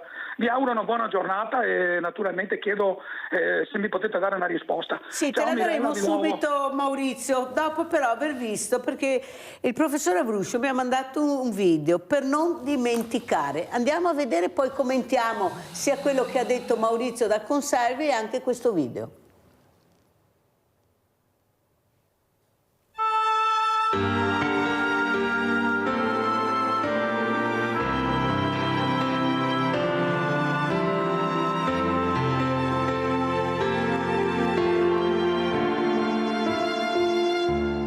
Parte il treno, se ne va lontano per arrivare fino a domani. Porta occhi e volti scavati per la vita che li ha segnati. Hanno tutti lo stesso nome. Sopra il treno del sole. Portano sguardi e valigie pesanti sopra quel treno. Gli emigranti lasciano casa, la piazza e gli amici, lasciano il paese delle radici, lasciano la terra dove sono nati per un pezzo di pane onesto e sudato, per la speranza di un lavoro, nel cuore lacrime, sulla fronte il sudore. Prega la mamma, la Madonna, i santi che li accompagnino. Gli emigranti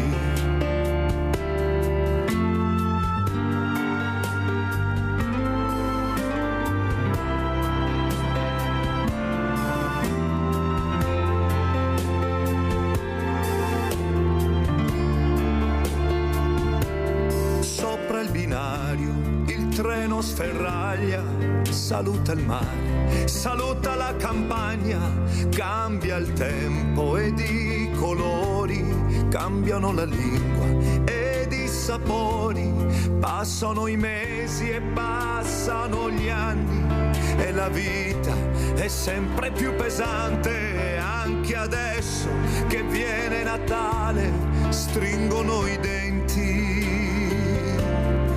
e vanno avanti.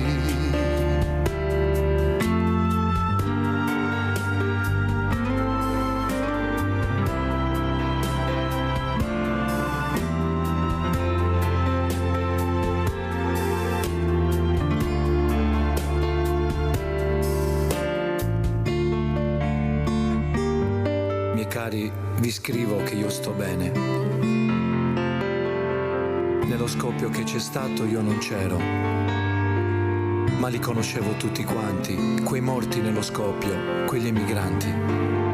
E a Natale più non torneranno a portare ai bambini il loro regalo. Ma anche Gesù Cristo, quando è nato, era dentro una capanna, come un emigrato.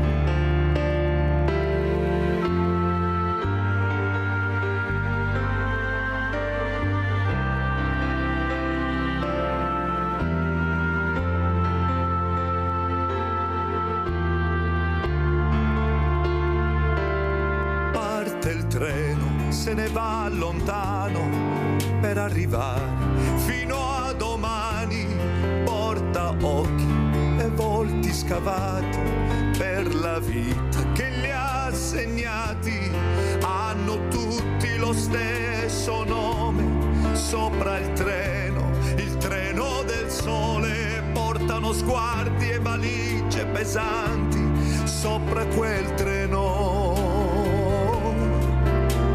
Migranti.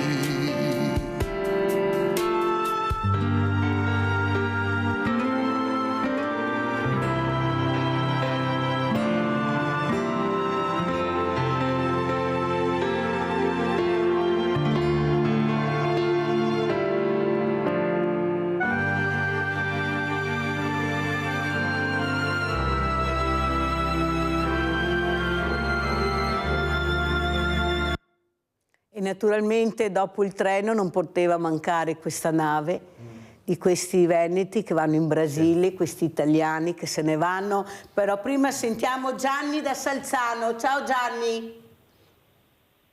Gianni? Buongiorno Mirella. Buongiorno. Intanto buongiorno, auguri di buon anno. Grazie. Volevo fare una domanda barra una piccola osservazione. Allora, giustamente il sindacalista della UIL dice le risorse in questo paese ci sono.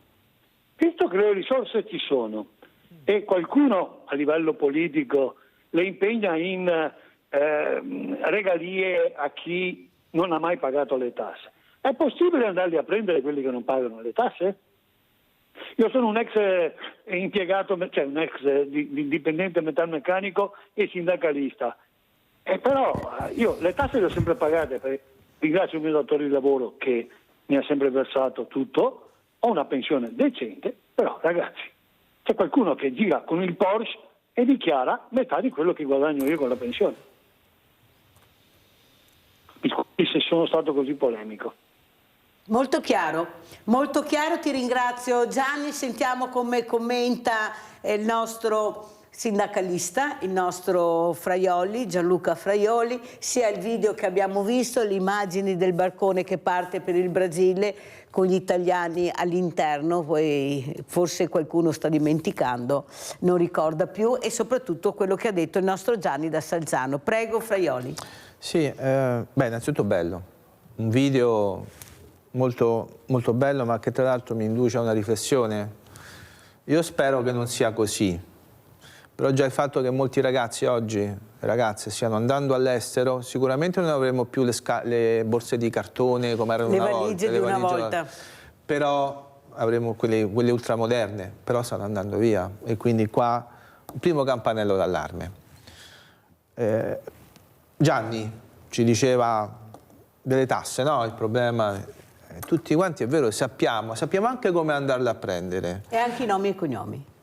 Diciamo i nomi e cognomi ci sono. Perché nella denuncia dei redditi si vedono. No? Adesso non dobbiamo diventare un paese inquisitorio. Però, visto che si può guardare... sappiamo anche i settori di riferimento. Ho capito, sì, però bisogna anche, non possiamo sicuramente farlo noi come organizzazione sindacale, come sindacato, noi possiamo stimolare. È anche vero che c'è, guardate, poi c'è una divisione, anche qua bisogna essere onesti. Diciamo, le istituzioni a livello territoriale sono consapevoli di quello che potrebbero fare e di dove poterlo fare. Mentre invece a livello nazionale i ragionamenti sono ben diversi, ma la legislazione viene fatta a livello nazionale, non a livello regionale per quanto riguarda l'imposizione. Un esempio l'abbiamo avuto con l'addizionale regionale che non è stata applicata solamente all'1,2%, quindi in maniera molto bassa. Quindi c'è una consapevolezza della situazione del territorio, probabilmente a livello governativo, dove noi stiamo facendo le nostre opportune pressioni. Prima o poi arriverà qualche cosa, prima o poi si capirà. L'idea è ben, diciamo che l'idea è ben altra, ma c'è oggi la possibilità di incidere non tanto sul piccolo, ma sui grandi gruppi industriali. Mi viene in mente tutto quello che ha a che fare con l'internet, con il Google, con i servizi, con le grosse corporation, queste multinazionali, ma anche multinazionali italiane stiamo parlando. Tra l'altro il controsenso di proprietà dello Stato e sul quale lo stesso Stato non impone niente. Quindi c'è tutto un ragionamento. Guardate che poi è anche qua, no? Quando Maurizio, no? Prima di Gianni. Ha parlato del fatto che ha problemi, non si riesce ad andare avanti, no? Ma che lavora su una ditta di che gli hanno abbassato l'importo, che non riesce. E qua mi sento dire, Maurizio, che sicuramente ci starai ascoltando, ma rispetto al problema che ci stai denunciando, ed è un problema molto diffuso, e deriva da una non comprensione di quello che è veramente il mio contratto. Maurizio, vieni da noi alla UIL, ti ascoltiamo, verifichiamo veramente cosa c'è e sicuramente ti potremo dare una soluzione. Stefania da Vicenza, vai Stefania.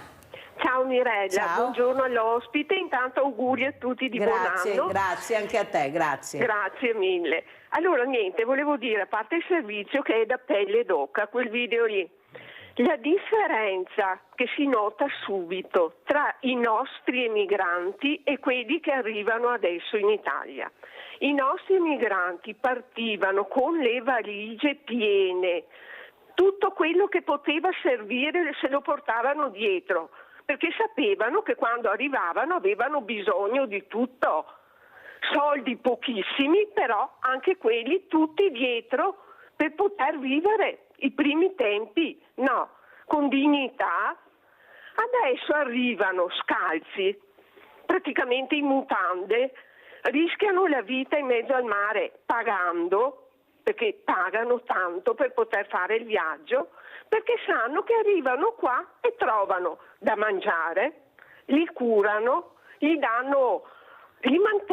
manteniamo praticamente a tempo indefinito, quasi, perché lavoro non ne trovano. Oppure se lavorano nei campi a raccogliere le verdure così subito, oddio poveri, ma i nostri cosa facevano in America? Erano trattati così, però hanno sofferto, tenuto duro e sono arrivati a poter vivere in America, a guadagnare qualcosa, magari a ritornare al loro paese con un po' di soldi. Questi proprio non gliene frega niente, loro vengono qua rischiando la vita perché sanno che hanno da mangiare, da bere, curati. I nostri andavano là, non avevano niente, però quello che avevano si portavano tutto per poter andare avanti i primi periodi. C'è molta differenza fra i nostri e quelli che arrivano qua adesso.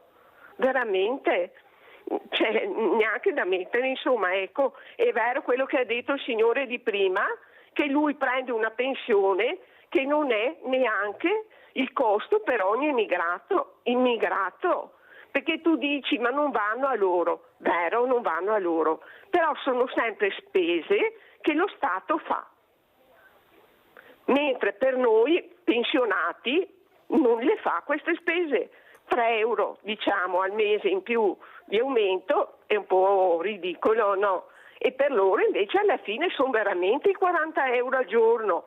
Non vanno direttamente all'immigrato, però mangia, beve, viene curato, gli insegnano l'italiano, sono trattati meglio di noi che abbiamo lavorato, sudato e pagato in questo paese. Mirella, veramente, c'è da pensarci sopra. I sindacati che si impegnino un po' di più. Va bene. Grazie cara Stefania, grazie. Vedi Stefania, il problema è che i messaggi che passano e che voi raccontate, anche tu stai raccontando, non sono quelli. Non è vero che sono trattati bene, non è vero che mangiano e che bevono, io ve lo dico tante volte, credetemi, perché io sono nel pezzo, vedo, sento, tanto è vero che anche il sindaco Conte mi sembra abbia lanciato un appello, perché può succedere di tutto e di più, proprio per quello che ho detto appena adesso.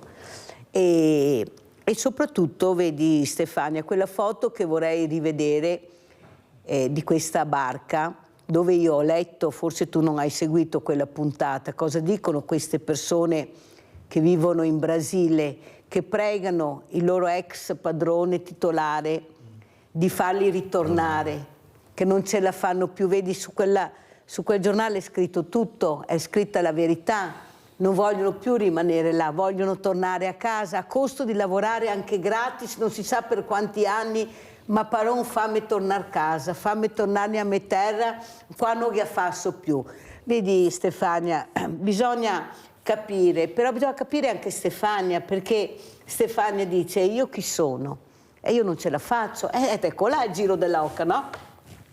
Io con quello che prendo e quello che mi danno non riesco, certo. Non ce la faccio, e allora sono privilegiati, perché sembra che queste persone siano privilegiate. Vorrei ricordare, vediamo se facciamo vedere anche la foto del bambino sulla spiaggia, che non era scalzo, non era senza scarpe, non era senza vestiti, aveva cercato di migliorare con il suo papà, la sua famiglia, la qualità della sua vita.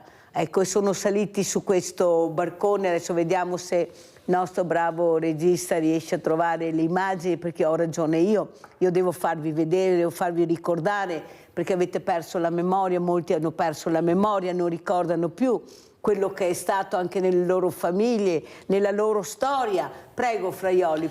Beh, immigrazione. Se noi continuiamo a ritenere l'immigrazione un problema e non anche un'opportunità per questo Paese, non ne usciremo mai fuori. Poi è vero, ci sono più di una serie di problematiche legate a come li accogliamo, dove li accogliamo, quanti soldi spendiamo, perché male.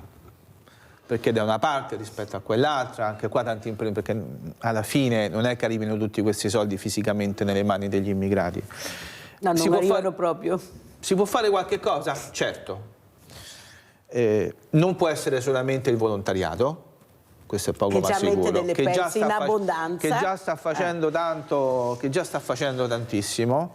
Anche qua le istituzioni locali sono bene a conoscenza del problema. Io dico, noi come Will, nel nostro, tra virgolette, piccolo, abbiamo ad esempio costituito immediatamente un'associazione che si chiama Enea. Enea era quel personaggio che scappò per trovare un posto migliore, per riuscire a fornire anche dei servizi a queste persone, perché ricordiamoci che sono persone e per noi possono essere, se ben gestite, un'opportunità per questo Paese che ha demografia zero. Siamo in piena demografia invernale, non si fanno più figli, poi se non si fanno più figli capiamoci anche qua perché, ma qua apriremo un ragionamento infinito, Però sull'immigrazione, ripeto, noi come sindacato chiediamo che il problema debba essere anche visto come un'opportunità e non solo come un problema. E quello che ci fa piacere, almeno per il Veneto, almeno per Treviso, è che comunque anche da parte delle istituzioni c'è la consapevolezza che va affrontato. Eccolo qua, questo bambino che ha le scarpe, che ha i pantaloncini, che ha la maglietta, ci sa anche qualche altra cosa che aveva. Io l'ho fatto vedere diverse volte e ho ragione nel dire che io devo continuare a far ricordare. Perché vedi, la storia, lo dico anche al nostro Vittorio da Vicenza, la storia è che non è vero che non sanno fare niente, sanno lavorare con altri strumenti, con quelli che loro trovavano. Ma quante volte avete sentito anche i miei ospiti che hanno detto che bene lavorano, pakistani, gente indiani, perché dobbiamo anche dire la verità. Loro lavorano con gli strumenti che hanno imparato a lavorare, ma sanno lavorare. Forse sanno lavorare anche meglio di qualcun altro. Il problema è che dobbiamo aumentare quella che è la formazione, possiamo farla anche qua. Abbiamo le caserme, perché non sfruttare le caserme e fare scuole di formazione? Abbiamo tantissime caserme vuote, abbiamo persone che possono anche insegnare, perché abbiamo anche un mondo di volontariato che può anche insegnare. Sono i nostri pensionati, che non tutti sono a casa che criticano, ma si mettono in gioco. Allora capite che forse tutti quanti dobbiamo fare squadra, ma deve fare squadra anche il sindacato, un sindacato che deve essere unito, che non deve essere diviso, che quando ci sono degli scioperi importanti tutto il sindacato deve scendere in piazza, perché sennò il messaggio che arriva dice ma quel sindacato ha detto di no, non c'era lo sciopero, tanto è vero che noi abbiamo visto la CGIL e la UIL a novembre. Come mai il sindacato non è così compatto in un momento veramente critico del Paese? Perché i lavoratori sono quelli, i pensionati sono quelli, le persone in difficoltà sono quelle, indipendentemente della sigla del sindacato. Prego, Fraioli. Ma la stessa domanda che mi è stata fatta durante lo sciopero, la manifestazione dello sciopero. In realtà, per fortuna non esiste il sindacato unico, mi piace dire così, no? Il pensiero unico non ci affascina, non ci ha mai affascinato. Che poi qualcuno abbia deciso di prendere strade di una strada diversa, noi come Will la rispettiamo, proprio perché, ripeto, non c'è il pensiero unico. Ma ti assicuro che quando si tratta di andare a fare un ragionamento con questo o quell'altro soggetto, con questa o quell'altra azienda, affrontare questa o quell'altra crisi aziendale, fare un contratto di lavoro nuovo, migliorare le condizioni, la sicurezza, State tranquilli, state sicuri che UIL, CGIL e CISL ci sono. E questo è un bel insieme. messaggio che dice Fraioli. Insieme. E questo è un bel messaggio. Abbiamo Gianfranco da Cessalto. Ciao Gianfranco. Sì, buongiorno signora Mirella. Buongiorno. Tanti auguri di buon anno a lei e a tutta la redazione. Ecco, approfitto signora Mirella che c'è sindacalista. Ecco, io le dico una cosa che ho proposto ancora 60 anni fa, si immagini, 70 anni fa. Ecco, praticamente io volevo che già quella volta si iniziavano i primi contributi alle aziende. Io ho visto qui qualcosa che non funziona tra il meo. Perché non mettiamo per legge che i sindacati siano presenti in tutti i consigli di amministrazione delle aziende pubbliche e private quando chiedono questi soldi? Si immagini quanti soldi sono stati dati in questi 60 anni a pubblici e privati e chissà che fine hanno fatto, basta leggere i giornali e vedere. Ecco, questo era una campana che suonava a vuoto quella volta e adesso suona più a vuoto ancora e non ne parla mai nessuno. Poi un'altra cosa volevo dire a lei che è del sindacato. Ecco, il nostro governatore, tutti praticamente vanno per televisione, sono onorati di non applicare l'IRPEF, quella lì, e tutte le regioni al di fuori che il Veneto non la sta applicando. E io ho parlato con vari esponenti politici, tutti contrari. Guarda qua, è un fine del mondo. E noi abbiamo liste da testa. Io ho detto, ma basterebbe una piccola variazione di bilancio. Non che i soldi, e si dite ai cittadini del Veneto, guardate che quest'anno ragioniamo quello della Lombardia, vengono su una montagna di soldi che si potrebbe eliminare le liste d'attesa. Ecco, sono piccole cose che si potrebbero risolvere qualcosa, invece non ne parla nessuno. Ecco, volevo il suo parere, buongiorno e grazie. Grazie a te Gianfranco. Valeri, prego, Fraioli. Beh, per parlare all'ultimo intervento, no? Un dato, la finanziaria del Veneto è stata di ben 18 miliardi, la finanziaria della Regione Veneto. Quindi stiamo parlando di una massa di soldi ed è anche vero, anche qua dobbiamo sempre dirci la verità, che la famosa addizionale regionale non è stata messa. È stata portata all'1,2% ampiamente sotto rispetto a quel 10% che si era prospettato. Quindi siamo sempre là il ragionamento. Gli amministratori locali, le istituzioni locali sono consapevoli dei problemi che hanno, ma alla fine devono guardare i conti. Questa sensibilità noi non la registriamo al centro. Anzi, sembra che il territorio dia fastidio in molti casi, no? E su questo punto noi continuiamo a battere come organizzazioni sindacali, come UIL del Veneto, come UIL a Treviso. Abbiamo le idee chiare. Poi, se qualcuno ci vuole mettere in bocca altre cose, ben faccia, a noi non cambia niente. Il passaggio che hai fatto prima sull'immigrazione, no? Sul collaborare. Ma quando nel momento in cui noi come UIL costituiamo questa associazione, non la costituiamo perché ci piace dare un nome a un soggetto. L'idea nostra è di rapportarci con tutti i soggetti interessati a gestire questa problematica e dare delle soluzioni concrete anche di supporto laddove alcune amministrazioni e istituzioni non arrivano.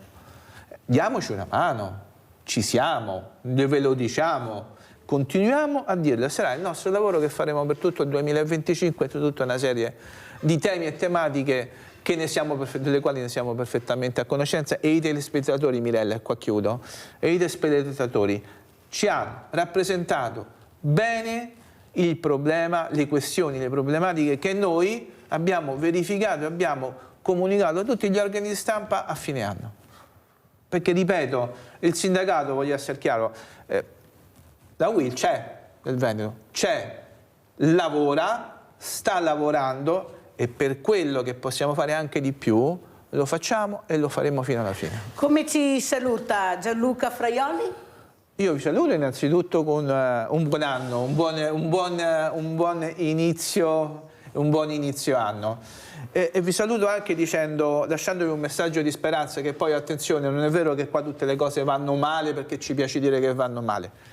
Le cose possono essere modificate, L'Italia, il Veneto, la provincia di Treviso è una grande regione con grandi persone che lavorano, ma vi chiedo a tutti quanti, dateci una mano come sindacato. Se avete problemi venite nelle nostre sedi, siamo presenti su tutto il territorio, parlate con i nostri collaboratori, con le nostre collaboratrici, vedrete che una soluzione riusciremo a darvela. Grazie Gianluca Fraioli, coordinatore Will Veneto Treviso, di essere stato con noi. Pubblicità.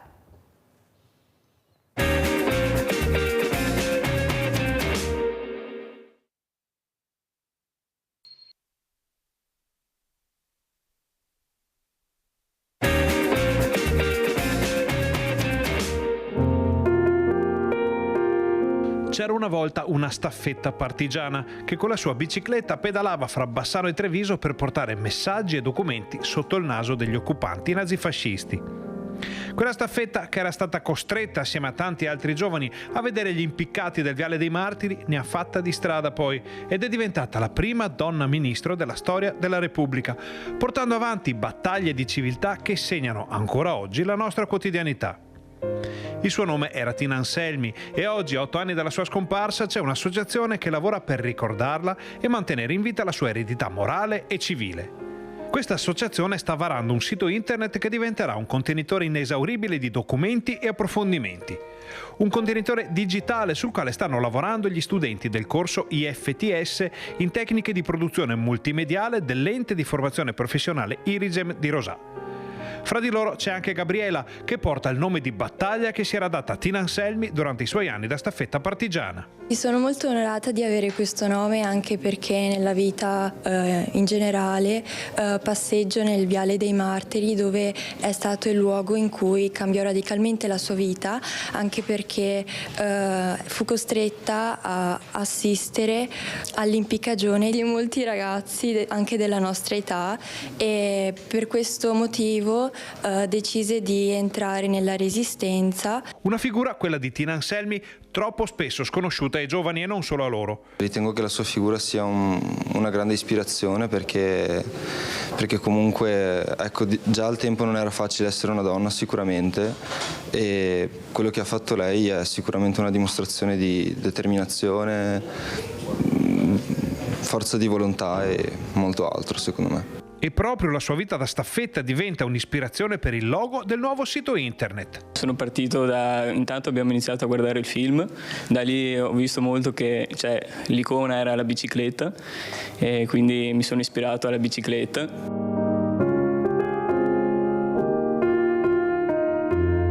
Fra i docenti che seguono il progetto c'è anche una nipote di Tina Anselmi. Io sono felicissima quest'anno di avere questa possibilità appunto di lavorare con i ragazzi e di nel mio piccolo provare a insegnargli chi era zia Tina Anselmi, perché per mia zia proprio il messaggio più importante che lei voleva dare, anche quando poi l'età ha iniziato ad avanzare, era proprio rivolto ai giovani.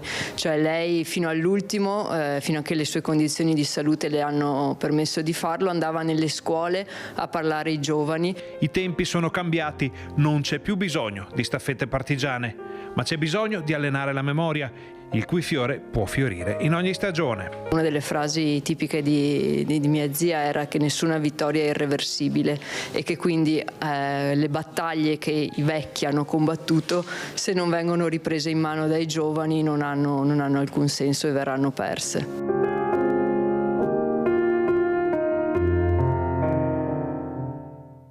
Presentare queste due graditissime ospiti abbiamo Fortunato da Mira. Ciao Fortunato. Buongiorno. Buongiorno, ecco. Io volevo non riesco. Mi sentite? Sì, benissimo Fortunato, vai. Ecco.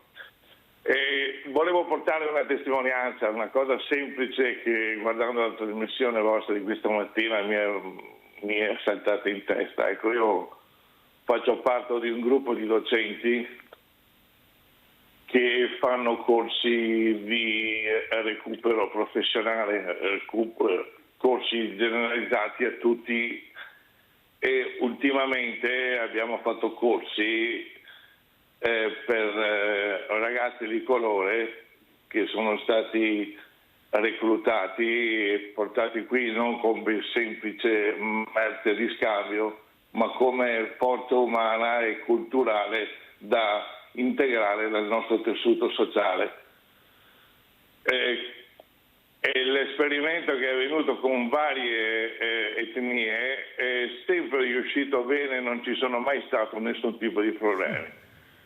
I problemi invece ci sono quando cerchiamo di portare o far pervenire persone, diciamo, in modo anomalo, facendo insorgere sempre di più malavita che vive sulle spalle di questi poveri cristi che arrivano qui attraversando il mare, attraversando a piedi migliaia di chilometri.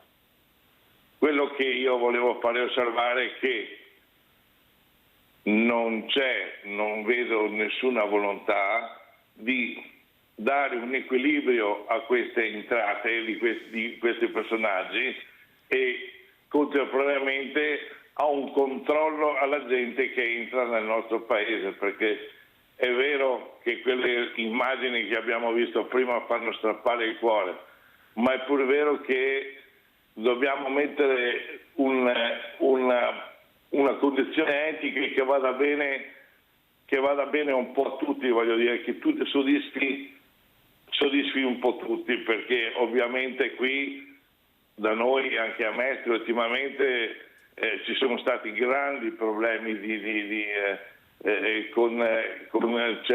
con certi gente libera che, diciamo, si muove in un modo anomalo e stanno creando tanti problemi. Questi problemi sorgono perché non c'è controllo. Grazie Fortunato, molto chiaro, devo correre perché purtroppo il tempo è tiranno. Ti ringrazio di questa telefonata, di quello che hai detto, veramente grazie da Mirella, soprattutto per far capire che forse dobbiamo conoscere di più. Ne parleremo questa mattina con Silvana Fanelli, CGIL Veneto, e anche con Emanuela Guizzon, che era un'altra nipote di Tina Anselmi, nonché musicista, e mi fa molto piacere perché la cultura secondo me è fondamentale dappertutto. Ecco, senza cultura non andiamo da nessuna parte, ma anche senza storia e senza memoria. Forse qualcuno si è dimenticato, ecco, di ricordare quello che è successo, perché il ricordo è importante, la storia, la nostra storia, e la nostra storia forse fa male per qualcuno che vuole cancellarla, invece bisogna rivedere,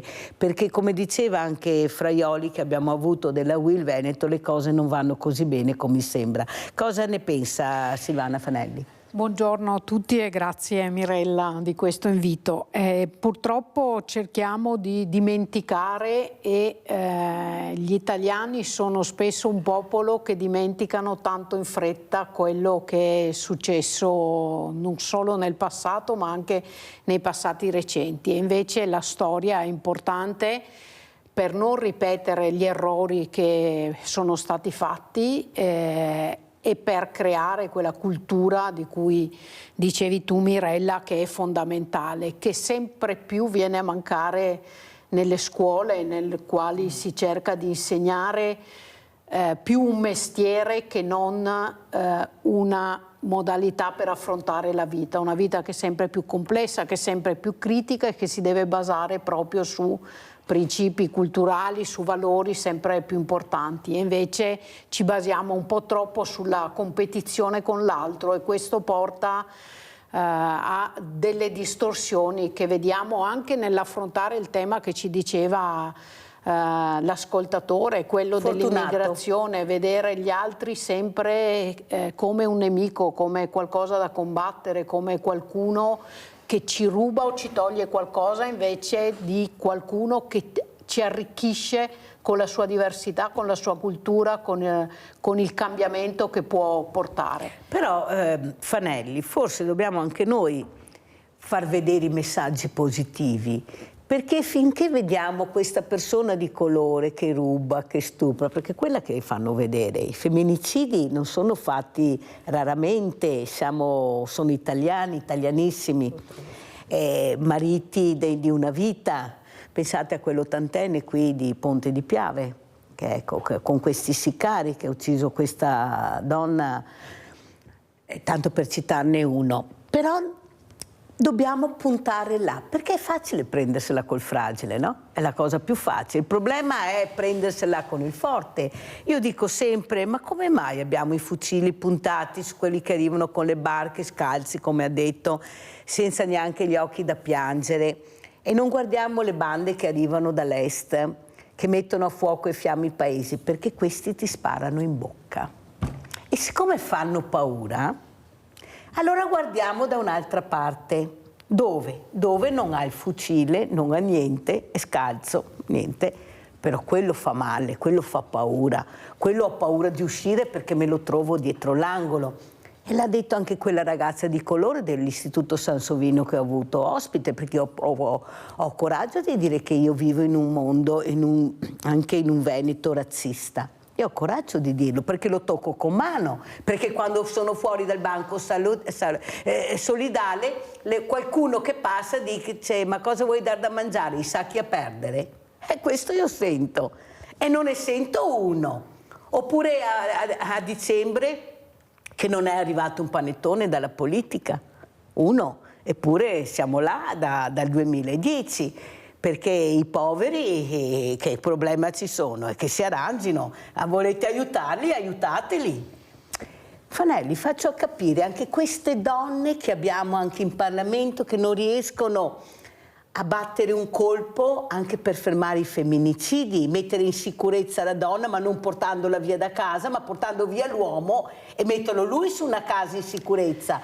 C'è qualcosa, le staffette, queste donne che non conosciamo, ne conosciamo alcune per fortuna, ma quante? Perché la donna non doveva essere scritta nei libri di storia, no? La donna cosa deve fare? Qua intervengo con Emanuela Guizzon. La donna deve fare la calza e ci mancherebbe, deve preparare la cena, il pranzo. Prego Emanuela. Sì, effettivamente penso che il mondo maschile, finita la guerra, abbia detto grazie, siete state preziose, però adesso vi occupate della casa dei figli, magari fate le maestre. Magari. Questo è, sì, questi erano i ruoli così della donna. E invece ci sono state donne che non si sono mai fermate, vedi zia Dina. Però penso che stiamo un po' tornando a questo modo di pensare la donna fuori da... E non vedo le ragazze con consapevolezza del loro valore. Cioè si lasciano un po'... banalmente, vedi una coppia giovane, ma molto giovane, cioè noi ci chiamavamo amorosi all'epoca, anche amorosetti, voglio dire a 15 anni, non fidanzati, perché è il periodo delle cotte, no? Non dei sì, magari anche dei grandi amori, il morosetto. Però, sì, adesso sembrano tutti fidanzati. Vedi che strattona la ragazza, io ho visto mollare un ceffone per la strada, ma stiamo scherzando? E se qualcuno interviene, la ragazza si arrabbia con chi interviene, perché magari crea problemi a quello che l'ha appena maltrattata, ma cioè, non esiste che uno mi dia uno schiaffo a mi strattoni. Cioè, Eppure la zia Tina Anselmi aveva coraggio di affrontare questi uomini. Lei non aveva problemi perché era una donna sicura di se stessa. Di sé. Quello che manca, perché quando sento Fanelli che dice che il sondaggio che hanno fatto, poi lo sentiremo, che l'ha colpito molto, perché sono i ragazzi che dichiarano di aver paura.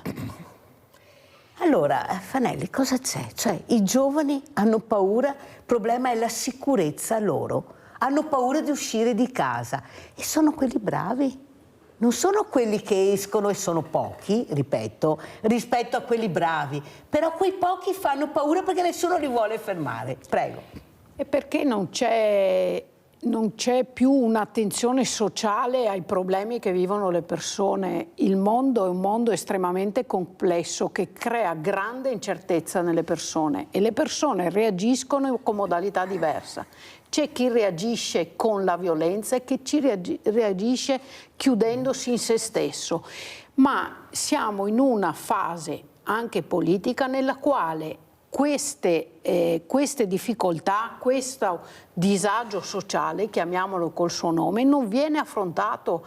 Lo affrontiamo solo in termini di sicurezza in ottica securitaria. Quando leggo che i problemi anche che ci sono stati, che ci sono delle baby gang, è aumentare le forze di polizia, è aumentare, chiamare l'esercito.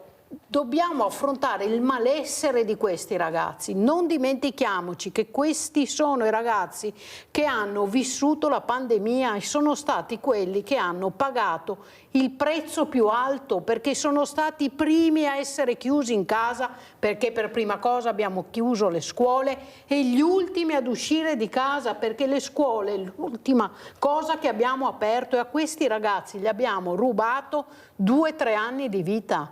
E non l'abbiamo più affrontato. Non saranno i 500 euro per lo psicologo se non facciamo, non ci prendiamo carico del problema sociale di questi ragazzi. Se non investiamo nell'istruzione, nella scuola, nei loro percorsi di vita. Questo è quello che dobbiamo fare per affrontare.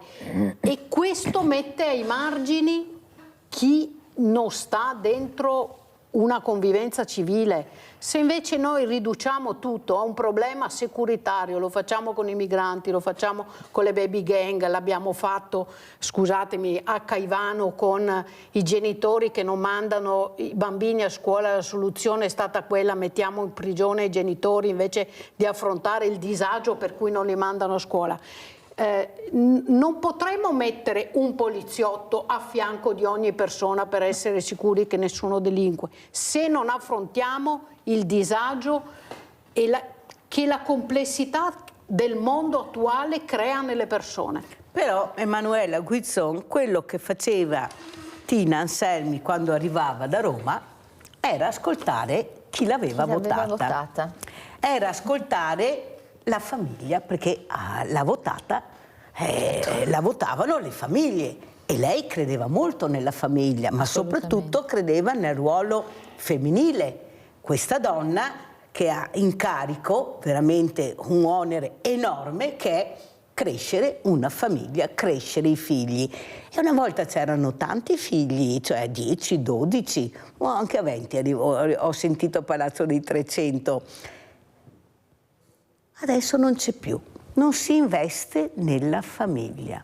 Come dice Farelli, si danno contributi e si cerca di tamponare con quello che al momento è l'offerta, ma non è la scuola, è lo psicologo, che poi vorrei capire, visto i suicidi e i femminicidi che abbiamo, come siamo messi, e soprattutto facciamo vedere queste immagini di questa nonna di 90 anni che è arrivata qui alle 9 a Sveglia Veneti prendendo la corriera, è arrivata in bicicletta alla fermata della corriera, eccola qua, era seduta su quella sedia, che mi ha chiesto, è arrivata con un panettone, tanto per capire come funziona, e soprattutto non mi ha chiesto un aiuto economico, mi ha chiesto un ascolto. Queste mani chiedono un ascolto.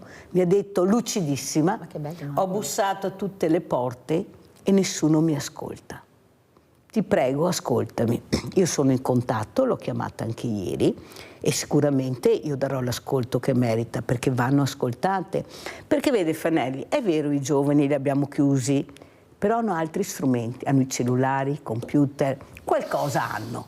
Questi che ci hanno fatto diventare grandi non hanno niente, non hanno niente.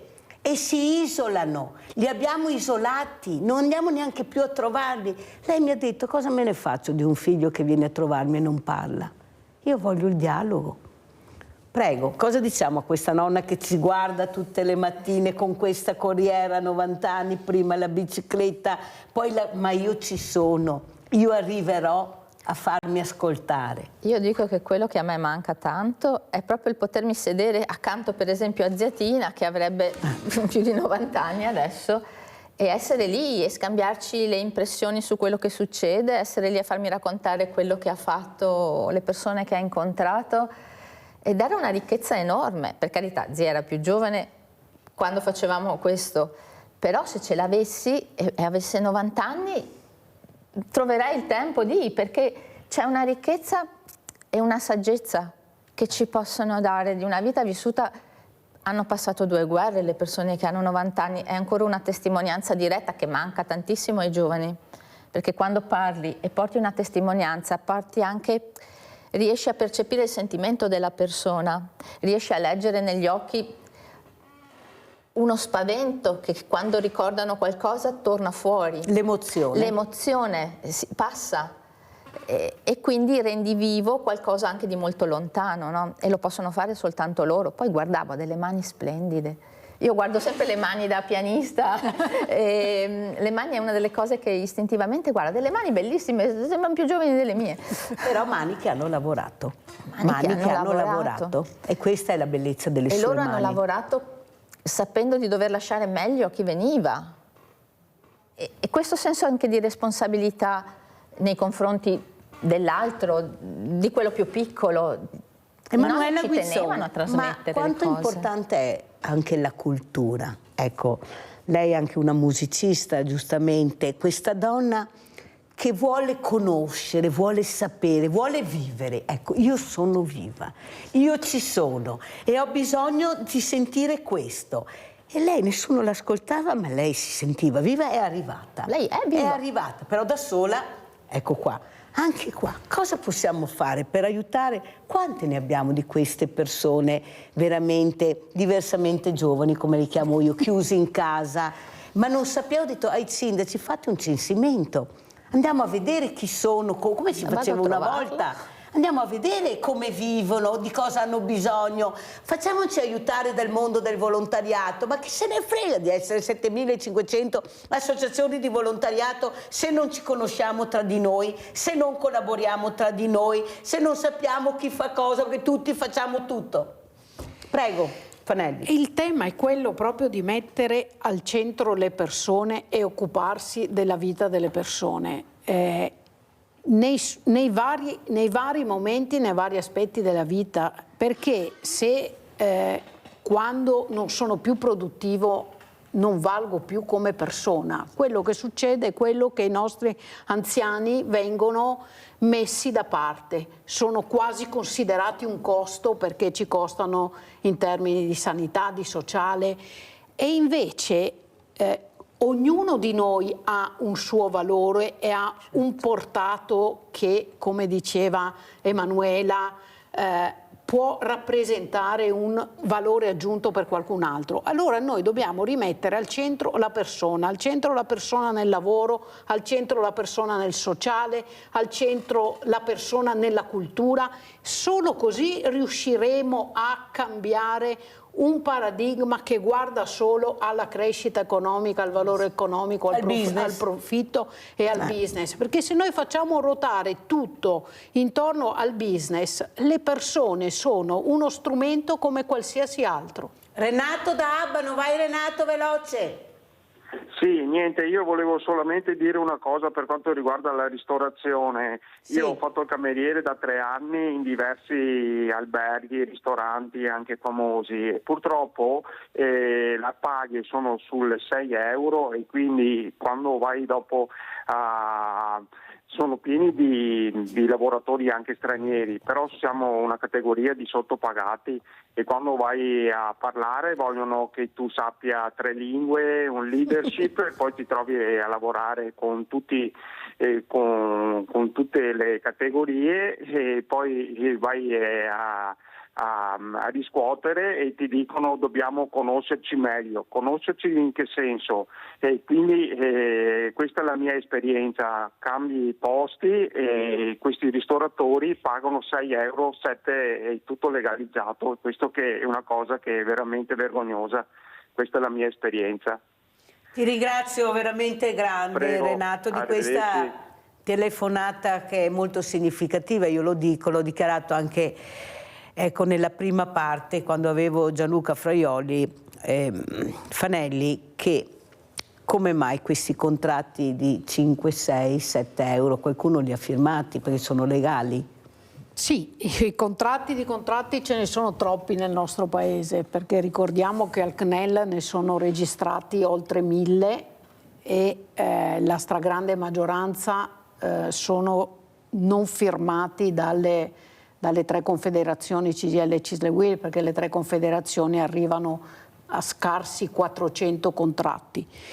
E poi le parti datoriali sono tante e sono frazionate anche loro tanto nel tempo sulla base delle loro singole esigenze, e questo porta a un frazionamento del mondo del lavoro che viene reso così più debole. E poi le situazioni, come dire, di crisi le abbiamo vissute tutti e si prova a trovare una soluzione. Per questo che ad esempio noi come CGIL siamo favorevoli a una legge su un salario minimo, che non vuol dire azzerare la contrattazione, ma dare un livello di dignità al di sotto del quale... Fanelli, il problema è che devo correre purtroppo perché il tempo è tiranno, che non si può, io al Banco Solidale, vedere famiglie che lavorano con 2 stipendi, non ce la fanno. Adesso aumenteranno ancora le bollette, aumenterà tutto, non si trovano appartamenti, anche con un contratto di lavoro non trovo l'appartamento.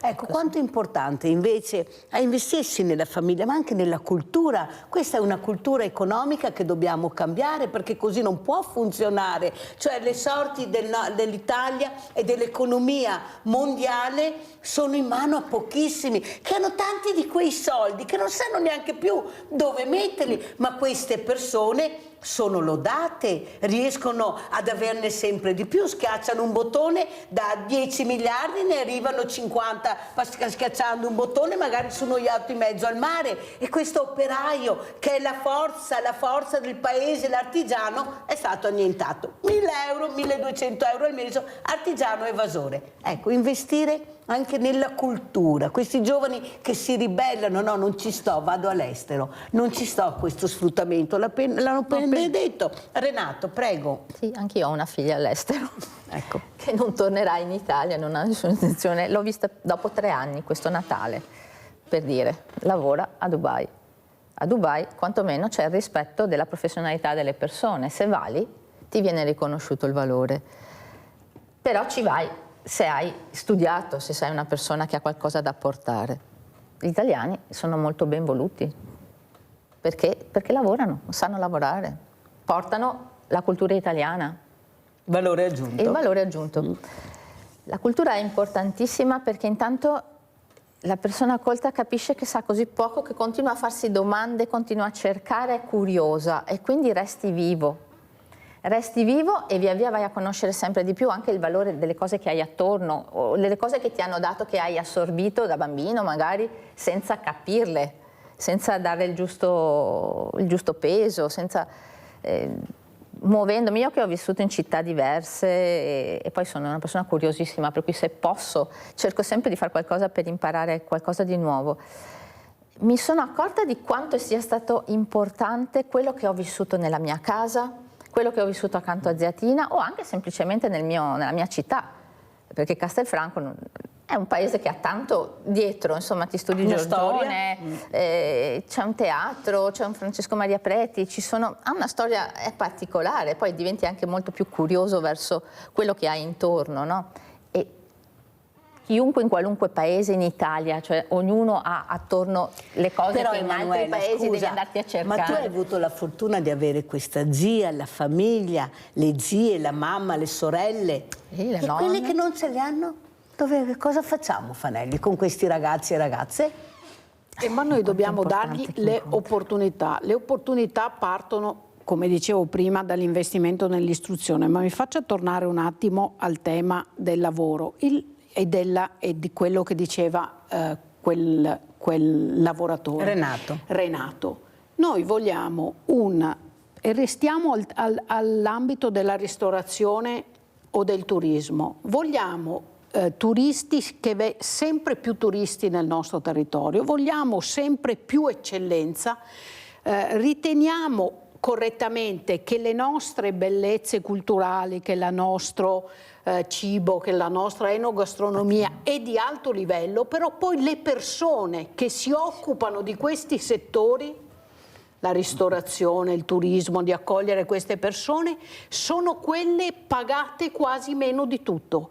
con il ritorno economico che c'è. Dove sta la coerenza di quello che facciamo? E torniamo sempre lì al riconoscimento del valore della persona, del valore del lavoro nel servizio che offriamo. Se non c'è un cambio culturale a tutti i livelli, perché non lo può fare solo il sindacato questo cambio culturale.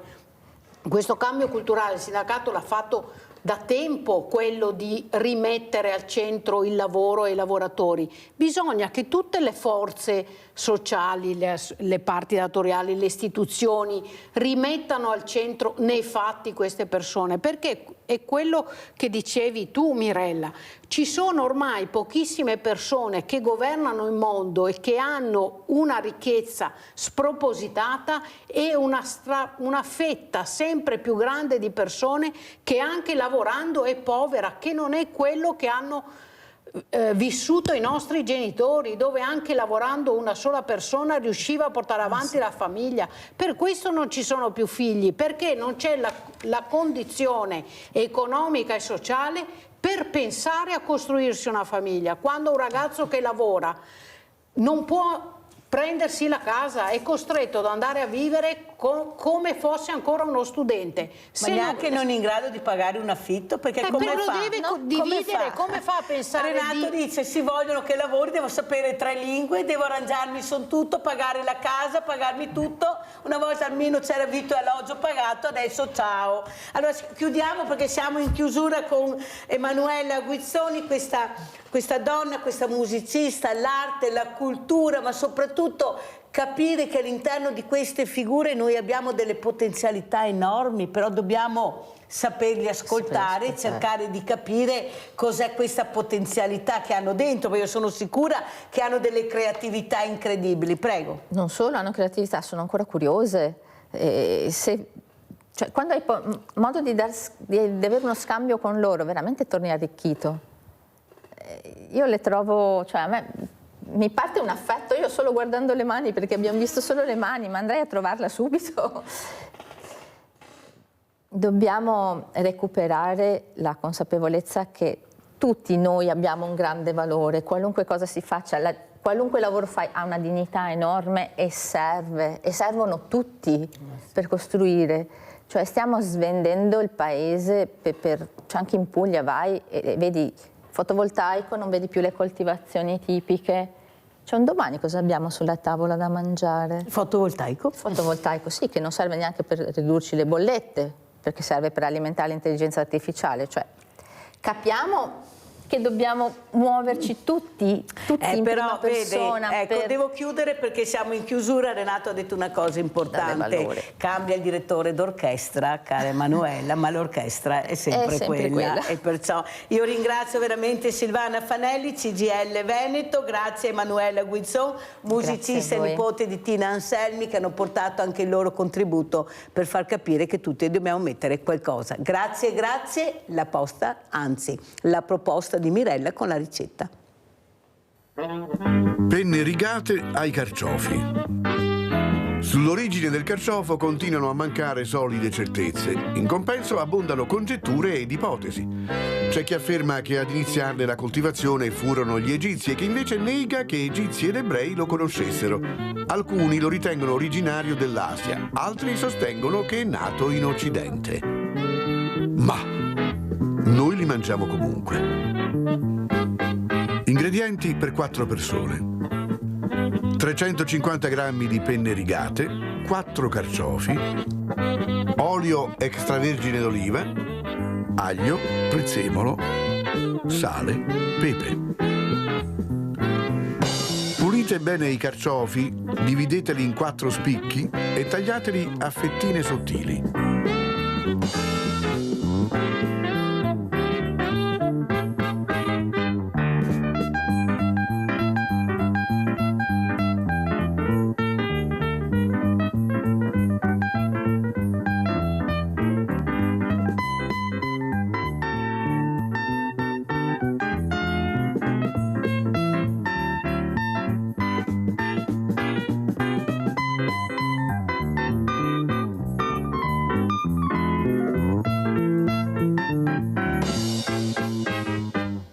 fiamme scaldate l'olio.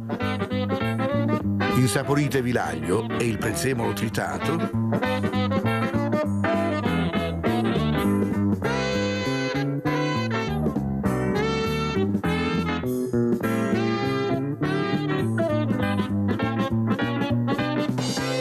Aggiungete i carciofi, mescolate, coprite e abbassate la fiamma.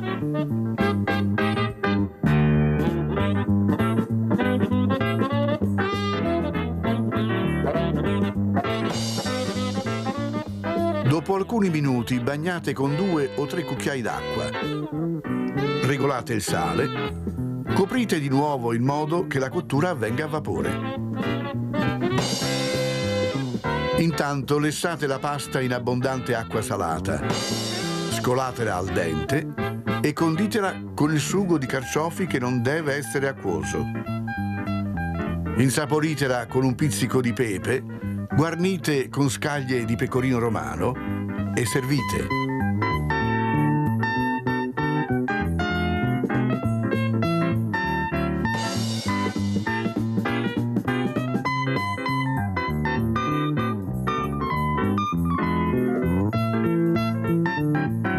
Buon appetito!